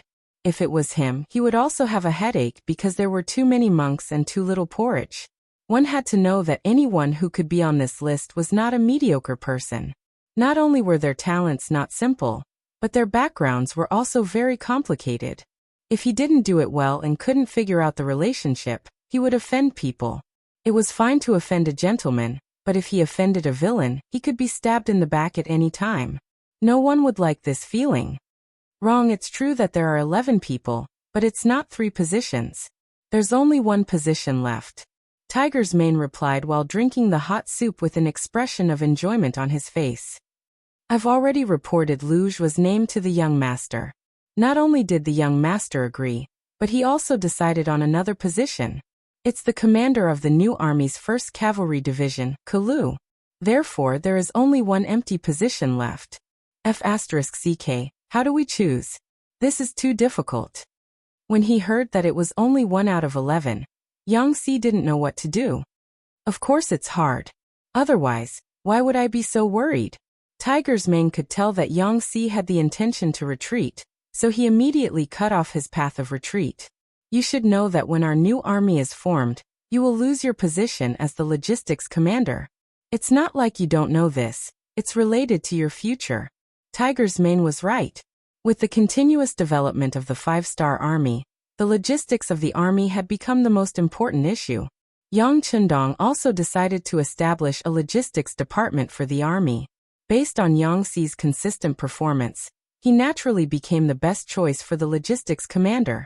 Once he was promoted to commander, Yang Xi's Daodu would increase from 1 to 2. That would be even more awesome than an ordinary commander. Yang Xi was naturally looking forward to it. However, Yang Chendong also said that the logistics department needed to fully cooperate with the establishment of the new regiment. Only when the new regiment was established would it be changed from a division to a division. This was why Tiger's Mane said those words just now. After being checkmated by Tiger's Mane, Yang Xi didn't decline and looked at the list seriously. At this moment, the two didn't mention asking for help from Yang Chendong. They knew that the young master was already very busy. If they let him worry about the selection of a commander, wouldn't it show that they were too incompetent? Although these 11 people might have backgrounds behind them and represent different interests, one was Yang Chendong's errand boy since he was young, and the other was a servant of the Yang family. When the two of them joined forces, there were not many people who could make them feel afraid. I'm not familiar with most of the people on this list. How about this? I'll look for third brother and ask him to do a detailed investigation of these people. Yang Xi also shook his head after looking at it for a while. He hadn't heard of many of the names. If he was asked to make a choice now, it would be a bit difficult. The third brother that Yang Xi mentioned was naturally the current director of the Security Bureau, Yang San. Over the years, the Security Bureau's development could be said to be very powerful. Its tentacles extended to all walks of life.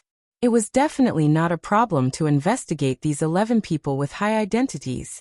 At the same time, Tiger's Mane, who was also the director of the intelligence department, nodded after listening. Okay, then I'll send a telegram to Yang San in the name of the director. After this telegram was sent out, it suddenly had a great impact on the entire Yangxia and the 5-star army. But this is a story for later. New 5-star army. At this time, they had just entered 8 Mile City and were taking a short rest here. The 1st Division and the 2nd Division both arrived a step earlier than the new 5-star army. At this time, the 1st Division had already entered the battlefield, and the 2nd Division was also preparing to leave the city in 2 days. Only the new 5-star army that had just arrived still had to wait for the 2nd Division to set off before they followed. It's just that the plan didn't change as fast as the changes. A telegram was presented to Commander Shi Wanshan, causing his expression to become extremely nervous.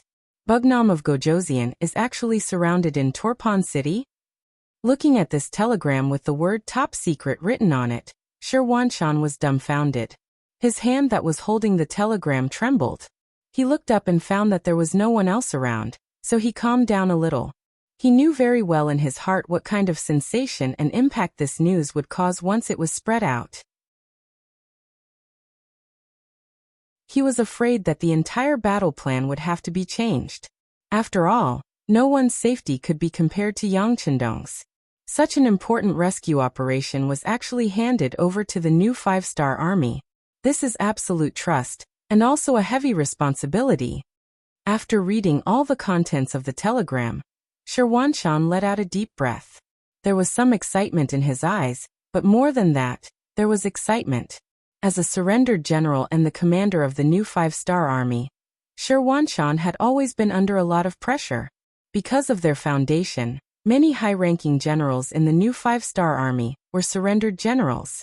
But it was very rare for someone like them to be given the important position of commander right after they surrendered. Shi Wanshan had also heard that his position had already been favored by some people. His appearance was tantamount to breaking some people's wishful thinking. Now he didn't know how many pairs of eyes were staring at him, waiting for him to make a mistake and kick him into the dust. Because of this, Shi Wanshan had to be very careful and cautious with every move he made. This was to not give out any information that could be used against him and bring him trouble. At the same time, he also had to think about how to make contributions on the battlefield to prove his ability, and to slap the mouths of those who looked down on him. He had already thought about how to show his daring side and prove his strength in this battle with the coalition forces of the 5 countries. He never thought that an even better opportunity to prove himself would appear. Come to think of it, winning any battle wouldn't be more influential than resolving the danger of Yang Qindong being besieged. And since this heavy responsibility had fallen on his shoulders, he had to complete it well. This was the first battle since the establishment of the new 5-star army, so he had to fight it well. Come, call all the division commanders here for an emergency meeting. Shi Wanshan was very excited, but he didn't blindly order the army to set off immediately. He had to gather everyone's wisdom and strength and hold a meeting to list all the possible problems. If they could solve it, they would solve it. If they couldn't, they would try their best to solve it. Not long after the messenger left, the 4 division commanders of the new 5-star army, Ancient River, Liu Mengchao and Ning Wenfeng, rushed to the temporary military headquarters and appeared in front of Shi Wanshan. Everyone is here. Take a seat and read the telegram first. Shi Wanshan didn't beat around the bush and went straight to the point. The 4 division commanders were all confused. They didn't understand what kind of telegram could make the military chief so solemn. However, when they finished reading the contents of the telegram, they all stood up in shock. It was obvious that the contents of the telegram were too shocking. Military chief, is this telegram real?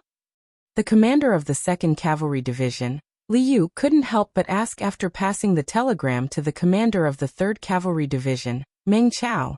But after asking the question, he smiled awkwardly. What kind of joke was this? The telegram was something unique to the 5-star army. Who would know how to make it? Also, even if it was fake, no one would dare to joke about such a thing. Shi Wanshan didn't ask any questions, because there was no need to. He just looked at the 4 division commanders with a serious expression. When they all finished reading the telegram and looked up, his voice rang out. Military intelligence is in order. Bugnam of Gojoseon is surrounded. This is an urgent matter. The fact that the new 5-star army is in charge of solving the situation is a form of trust. So this time, we must perform perfectly. Yes, we must perform perfectly. This is the first battle of the new 5-star army. We must do well. The 4 division masters spoke excitedly. Clearly, they had already realized the importance of this mission. Their enthusiasm and understanding were all aroused. Seeing this, Shi Wanshan pointed at the sand table that was already set up and said, Come, let's discuss how to solve the siege of Torpon City as quickly as possible. Tai Qin waited until General Bo Mu arrived the next morning. Then he went up to greet him with a guilty expression. Originally, Bo Mu could have arrived last night. However, after receiving the news from Tai Qin, he didn't rush. Instead, he set off with the provisions and other supplies. He was worried that the 5-star army would suddenly attack them and take their provisions. After all, even the Yirkiang cavalry was mysteriously defeated. He wasn't very clear about what had happened. Therefore, his vigilance towards the 5-star army's cavalry was at its highest level. Alright, victory and defeat are common in war. No matter what, it's good that you worked hard. Let's talk about the specific situation. Bo Mu rushed to the front of the tent and sat down at the head of the table. He stared at Tai Qin.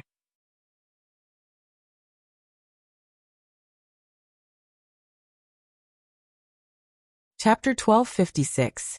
Then, under Tian's introduction, he very objectively reported the matter, including the situation reported by the scouts sent by Aleifu.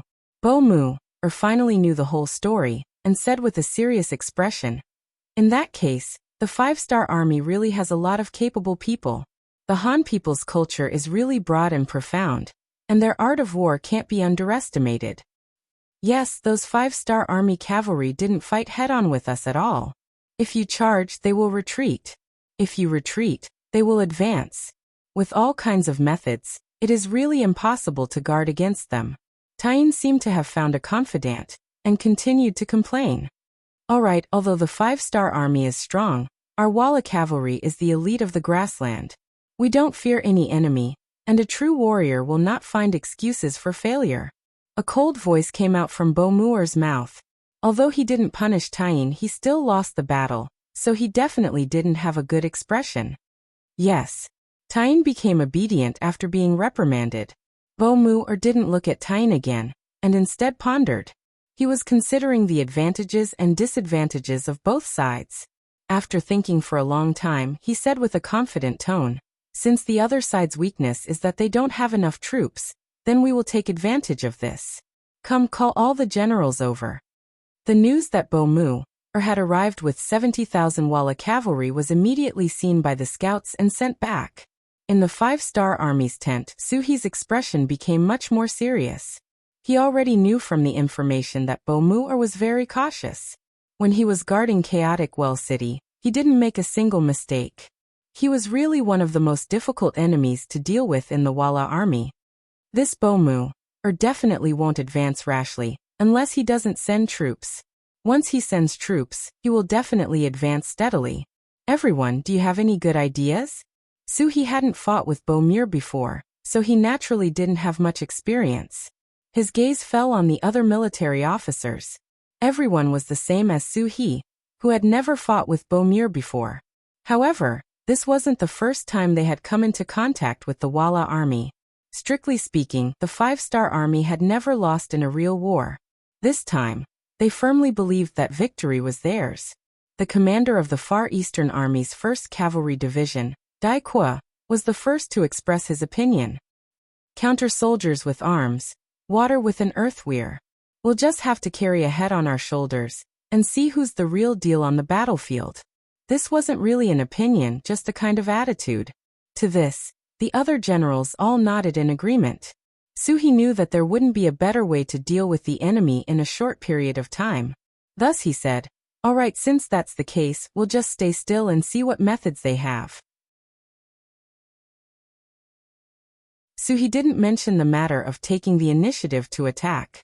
Because even if the Far Eastern Army's 1st Cavalry Division, Bai Shuang's 4 regiments, and Ma Xiangshan's light cavalry regiment were added, he only had 50,000 soldiers.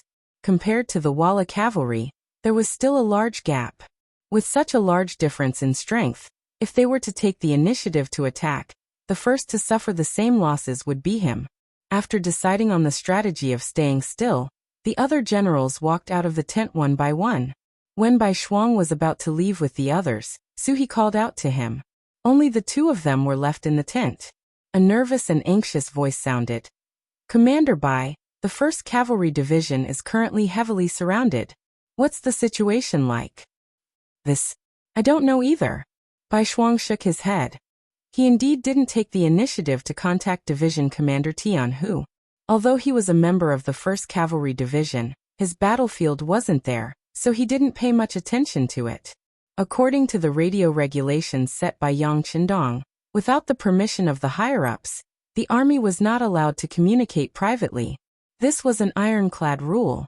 Once, Tiger's Mane, the commander of the Baiming army, forgot about this matter and took the initiative to send a message to the new 2nd Army. He wanted to ask if they had any thoughts of surrendering to Baiming. Later, when Yang Qindong found out, Tiger's Mane was punished and the transmitter was even more miserable. He was directly transferred back to the headquarters to an unimportant department. Using Yang Qindong's words at that time, "The commander doesn't know the rules of confidentiality, but you, the translator, don't know? Don't you know how to warn and stop?" Even Tiger's Mane was punished with a warning, so no one else dared to make a mistake. This was also the reason why the armies and divisions didn't know that Torpon was surrounded. From a certain point of view, this was very important to stabilize the overall situation. The result was that there were some things that Yang Qindong wanted everyone to know, so they could know. If he didn't want them to know, then no one would know. Without permission, they couldn't take the initiative to send a message to the 1st Cavalry Division. So he wanted to understand the situation on the other side through White Shuang. Although he and Tian Hu were in a competitive relationship most of the time, the 2 of them were both members of the 5-star army, and they had long since become friends. But he didn't expect that White Shuang didn't know about this matter. Suhi nodded and said, "From the looks of it, the situation on the other side shouldn't be serious. The 6th young master also doesn't want us to send reinforcements. It shouldn't be a problem. It shouldn't be a problem." After all, 80,000 cavalrymen surrounded less than 20,000 people. The huge difference in strength made it impossible not to worry. It was reasonable for Su He to have such thoughts. When White Shuang heard these words, he smiled confidently. Commander Su, thank you for your concern for the 1st Cavalry Division. But you can rest assured that 80,000 people won't be enough to defeat us. You're that confident? Looking at White Shuang's expression, Su He originally wanted to ask why he was so confident. But he was afraid that this would cause White Shuang to dislike him, so he changed his approach. That's right. White Shuang replied confidently. If these 80,000 people suddenly appeared and attacked the 1st Cavalry Division in a sneak attack, then there might be some problems. But now Su He was smart and immediately understood what White Shuang meant. He asked with a surprised expression.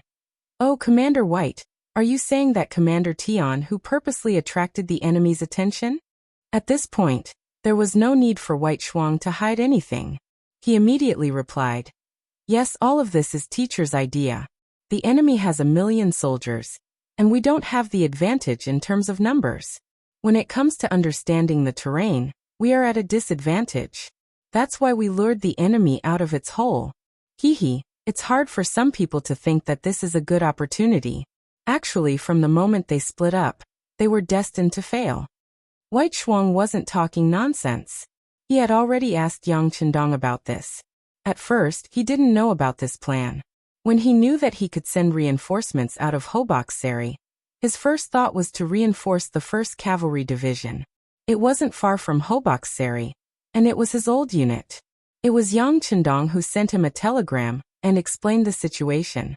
He also said that Commander Tian who was already prepared, and he didn't need to worry. However, the other 5-star army units were relatively weaker and needed his help. For the sake of confidentiality, Yang Chendong only told Tian Hu about it.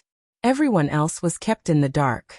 White Shuang also saw that the situation was basically stabilized and told Commander Su He the truth. Su He finally knew what was going on. He sighed and said with a face full of admiration. As expected, only the 6th young master can do something like this. This time the 5-star army is going to shoot themselves in the foot. Su He didn't ask how the world's 1st Cavalry Division was able to face 80,000 people with 16,000 people, and was confident in winning 1 against 5. This was because he believed that this was a team that could create miracles. Now, it was just the appearance of another miracle. As a matter of fact, the 1st Cavalry Division was well prepared. When they left Hoboksary, they had brought enough food and equipment. At that time, Commander Tian who also didn't have enough confidence that they would attract the enemy. He was just following Yang Chendong's orders. He didn't expect that the enemy would be 80,000 Ili cavalry.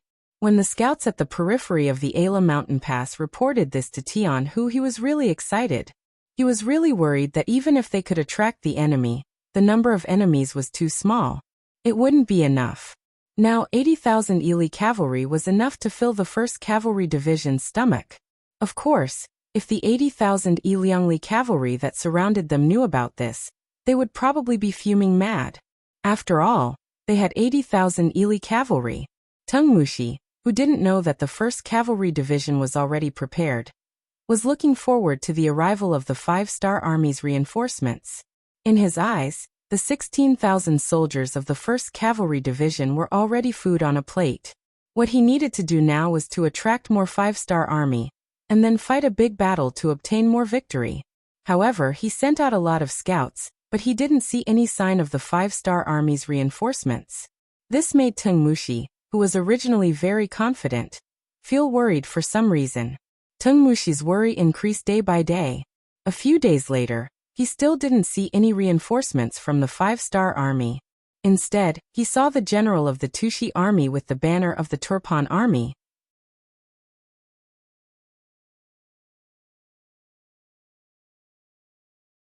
Chapter 1257. After Tushi's camp was raided, he immediately fled.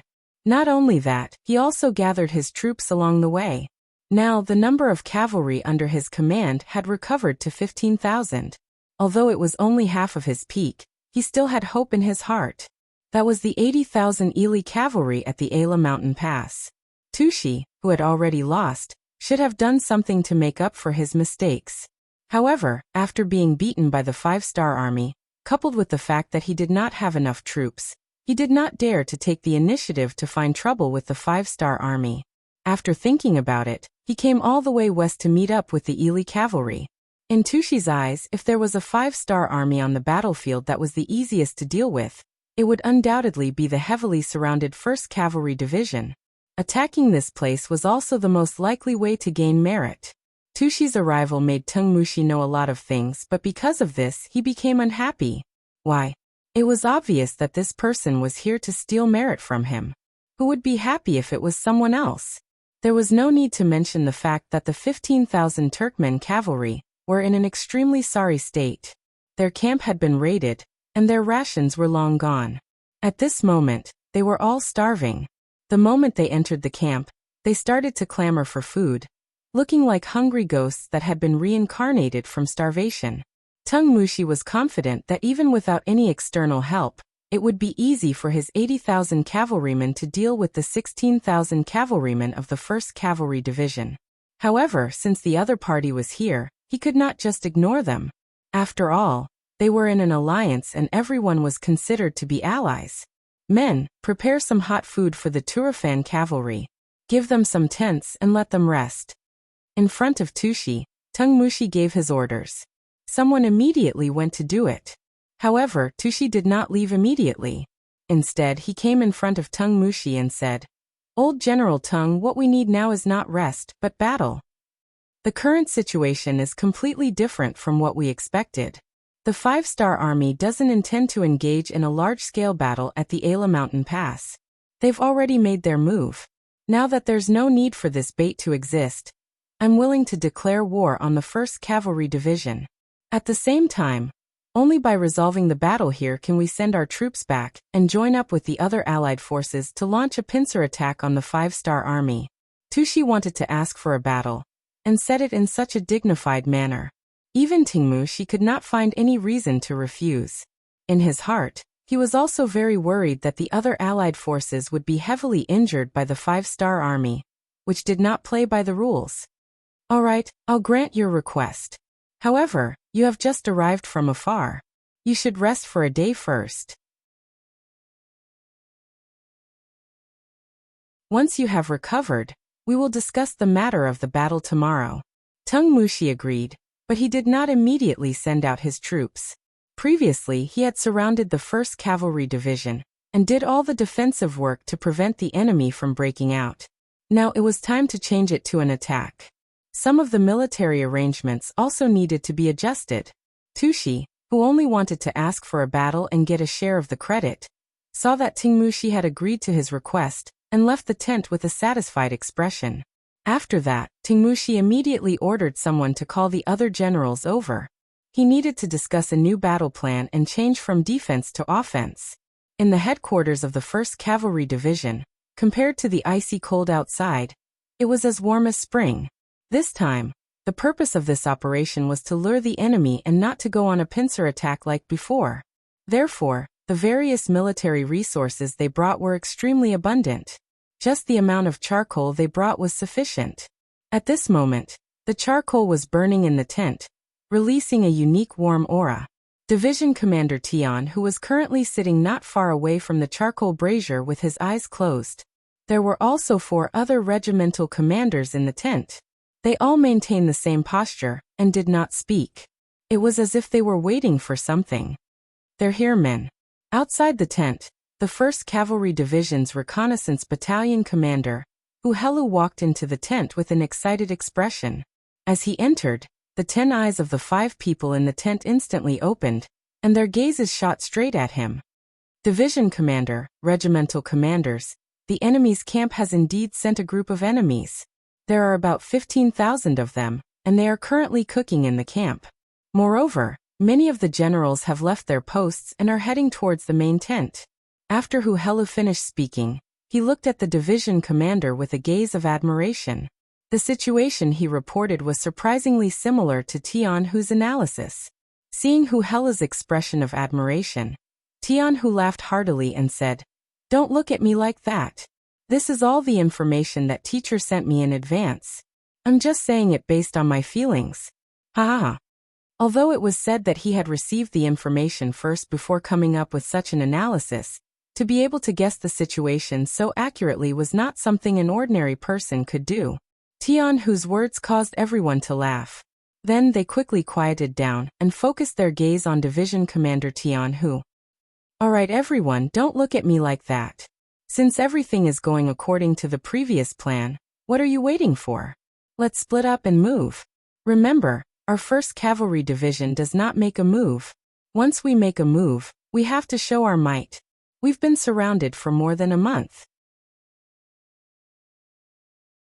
Now is the time for us to collect our interest."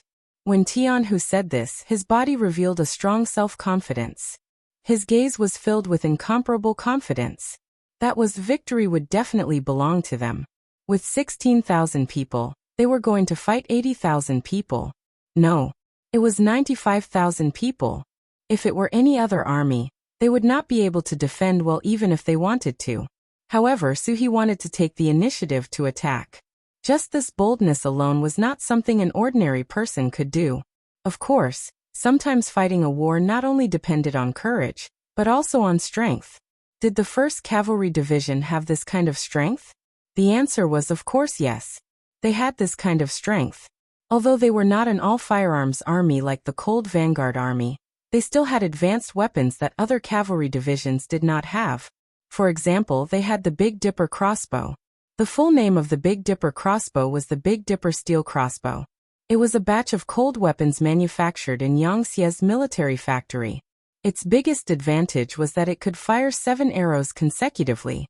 Moreover, its range could reach up to 150 paces, which was about 120 meters. If it were not for the fact that some parts of the Big Dipper crossbow were very troublesome to manufacture, it would have been supplied to the entire army long ago. However, it could not be used by the entire army. For example, the 1st Cavalry Division was equipped with the Big Dipper crossbow. In order to complete this mission, Tianhu brought along the Big Dipper crossbow. At this moment, every soldier was equipped with one. As for the bows and arrows, each soldier was equipped with 10 sets, which was a total of 70 arrows. In total, the number of bows and arrows alone was close to 1,000,000. This was quite a shocking number. It was also the entire stock of the 1st Cavalry Division. Even if Yangtze's military factory were to manufacture these, it would take more than a year of hard work by thousands of people in a special department. Using so many bows and arrows on a single enemy, one could imagine what kind of shocking result it would have. The reason why Yang Qindong dared to put the 1st Cavalry Division in such a dangerous situation was because of the Big Dipper crossbow. Such a good weapon, whether it was for defense or offense, was a powerful weapon. Knowing the strength of this weapon, Yang Qindong had already ordered Yangtze's military factory to speed up production. It was a pity that what Yangtze lacked the most were iron and copper ores. Although they had occupied a lot of territory and obtained some similar resources, they had given them to the Navy first. In comparison, the demand was greater than the supply. Otherwise, the strength of the 5-star army would increase by more than a level. With the Big Dipper crossbow, the 1st Cavalry Division would be like a tiger that had grown wings. After Division Commander Tianhu gave the order, the 4 commanders stood at attention and walked out of the camp one by one. Following that, the various regiments quickly gathered.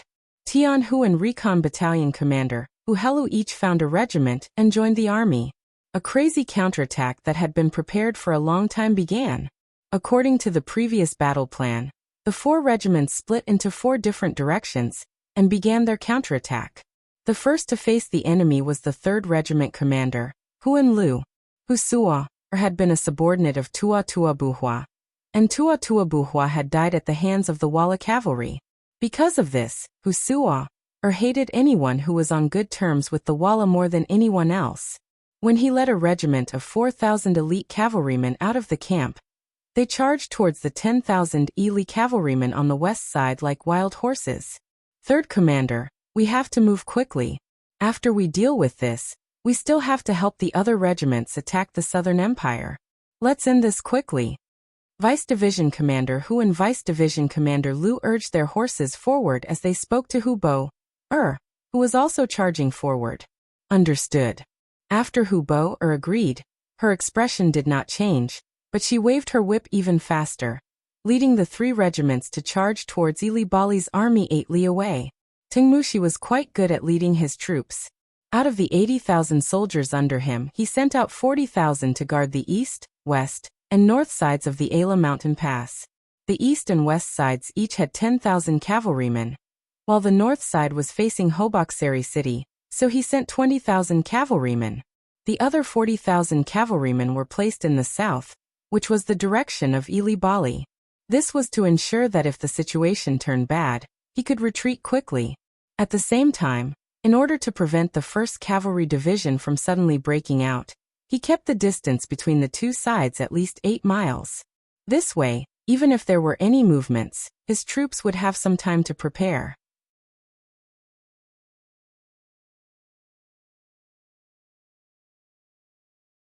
Chapter 1258. Just like now, the 8 li charge didn't escape the notice of the 10,000 cavalry on the eastern front. When the scouts informed the army of the 5-star army's charge, the 10,000 cavalry who were prepared immediately donned their battle armor, picked up their sabers, and mounted their war horses. What's going on? Why are they attacking in broad daylight? And when the general isn't here? After a deputy general mounted his horse, he could already vaguely see a torrent of smoke and dust charging towards them from afar. An unnatural look of fear flashed across his eyes. The general went to the main tent to participate in a meeting. The remaining 2 deputy generals looked at each other and expressed their intention to fight. After all, the scouts reported that the enemy only had around 4,000 cavalry. They had 10,000 cavalry here. Even if they were unprepared, they still had the confidence to win against 2 times their number. However, for safety's sake, one of the deputy generals said to a young scout, "Hurry to the main tent and inform the general that the 5-star army is about to break through from the east." The young scout turned around and left. Around 5 minutes after he left, the 4,000 cavalry of the 1st Cavalry Division's 3rd Regiment appeared. It was still the same formation of the tip of the arrow. The 4,000 cavalry were divided into small groups of 30 or 40. They formed over 100 groups and charged forward. Looking from afar, the horses galloped and the red flags fluttered. It was quite a sight. They overestimate themselves. Everyone, draw your sabers and charge. When they saw that the enemy only had around 4,000 cavalry, the 2 deputy generals revealed a confident expression. They already couldn't wait to make a big contribution. If they could deal with the 5-star army's cavalry before the general returned, the merit would definitely be given to the 2 of them. As the 2 deputy generals drew their sabers and brandished their reins, the rest of the Ili cavalry also followed suit and charged forward while shouting and yelling. Compared to the 3rd group that had come from afar, it was only slightly more powerful. Facing an army that was twice their size, the 4,000 5-star army's cavalry did not show any fear. They were the strongest cavalry in the world. They had the strongest cold weapons, the 7-star crossbow. They had the sharpest saber and the will to fight. They did not fear any enemy. Prepare to fire. When Hu Bo noticed that the enemy was only 1 li away from her, she shouted loudly. Following this shout, a small crossbow appeared in the hands of every soldier. It was the Big Dipper crossbow. Everyone, slow down your horses and wait for the enemy to come within 150 steps before launching a progressive attack. According to the requirements of the usual training, the team leaders of the arrow tip began to make various preparations according to the training outline. The 4,000 5-star army cavalrymen, who were originally charging at an extremely fast speed, seemed to have taken some sort of medicine at the same time. Their speed began to slow down. The deputy generals who were currently being attacked by the other side immediately understood what was going on. One of them immediately laughed loudly and said, "Did you see that? In the face of our charge, the 5-star army has admitted defeat. Come on, let's use this opportunity to charge forward and settle this with a single battle." At that moment, the cavalry's morale was greatly boosted. When they saw the 5-star army slow down, They instinctively thought that the enemy was afraid of them. They immediately shouted loudly and increased the speed of their whips. Because of this, the distance between the two sides did not decrease due to the 5-star army slowing down or even stopping. On the contrary, the distance between the two sides was still rapidly closing. 300 meters, 200 meters, 150 meters. As the distance between the two sides grew closer and closer, they could even clearly see the cold gleam of the enemy's saber under the sunlight. The distance between the two sides was less than 100 meters, and it was approaching the distance of 80 meters, 70 meters. Fire! Huboer shouted out loud. Following that, arrows were shot out like a swarm of locusts towards the charging enemy cavalrymen. At such a distance, the cavalrymen also began to reflect the arrows. In a cavalry battle, this often meant that close combat was about to begin. Most of the time, arrows were just the prelude to close combat, so no one took it seriously. Xiao xiao xiao. Xiao xiao xiao. Both sides shot back and forth. It seemed very lively, but the results were very different. The cavalrymen's arrows were blind. The only ones who were accurate were the sharpshooters. However, most of these arrows were dodged by the soldiers of the 1st Cavalry Division who were adept at horse riding. On the other hand, the crossbows of the 4,500 Star Troopers were indeed fixed-point attacks. Every crossbow shot had a clear target. In addition, they were already very stable with the mechanism in their hands. Moreover, they were shooting in parallel. Every arrow shot down was flying towards the target at high speed. It was as if they would not return until they had achieved something. The cavalrymen of the Ely army had never seen such a thing before. It was only when the 1,000 cavalrymen at the front were all hit by the arrows and fell from their horses that they finally realized the power of the 5-star army's archery. However, it was clearly too late for them to react. Now that they had entered the range of the Big Dipper crossbow, there was no way to save them.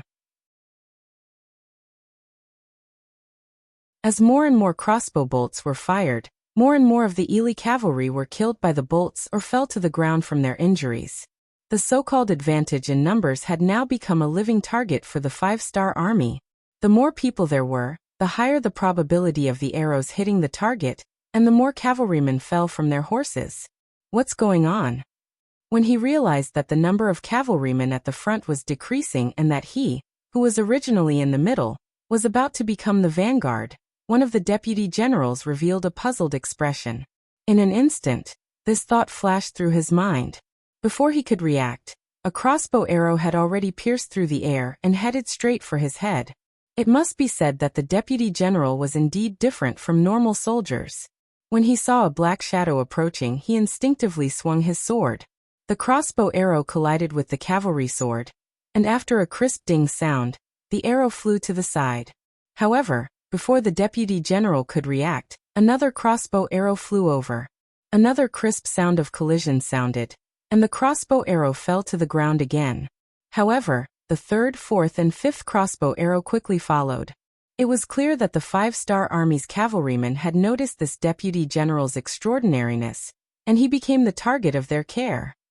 Facing the seemingly endless crossbow arrows flying towards him, the deputy general was shocked, but at the same time, he could not understand. The enemy only had 4,000 cavalrymen, so how could they continuously fire crossbow arrows? The answer was that no one would answer him, and he would bring this question to hell. Perhaps there would be a kind-hearted person who would explain it to him. However, the reality was that after a few rounds of crossbow arrows, the deputy general finally couldn't dodge in time, and an arrow pierced his heart. His body staggered, and after a breath of time, he fell from his horse. The death of this deputy general caused many of the other cavalrymen to reveal an expression of shock. Even their deputy general had died in battle. And at this moment, they were still at least 30 steps away from the 5-star army. This seemed to have become a death zone, and no one could jump over it, and no one could step into it. After a series of defeats and losses, the cavalry finally began to retreat. In their eyes, these opponents were not human at all, especially the speed of their arrows, which was beyond their imagination. Even when the Mongol Empire was at its peak, their archers could not maintain such speed. The morale of the Ely army's cavalry had plummeted after they had suffered heavy losses. They were no longer as high-spirited as before. Some of them had even turned around and left. They wanted to maintain a sufficient distance from the 5-star army. Want to leave? A mocking look flashed across Huboer's face. What did they think the 3rd Regiment was? That they could come and go as they pleased? Was this really a market? Come on, boys, it's time for us to charge. Charge! Huboer put away the 7-star crossbow in his hands and pulled out his cavalry blade. With a loud roar, he led the charge towards the retreating cavalrymen. In all honesty, the cavalrymen were not truly afraid.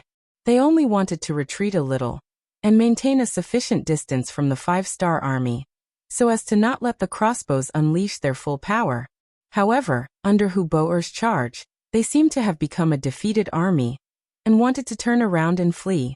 Behind them came the rumbling of hooves, and the snow that was kicked up covered their bodies, giving off a feeling of heavenly soldiers descending from the heavens. The 4,000 cavalrymen of the 5-star army were filled with fighting spirit. With the help of the 7-star crossbows, their morale was greatly boosted. Seeing that their commander had taken the lead, how could they be courteous? All of them kept their crossbows and pulled out their cavalry blades, roaring as they charged forward. On the other hand, the Ely cavalry's morale had fallen to the lowest point.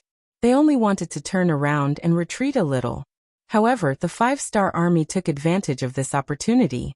Hearing the battle cries behind them, they looked around and saw that their comrades were frantically fleeing. Occasionally, there were some who wanted to resist.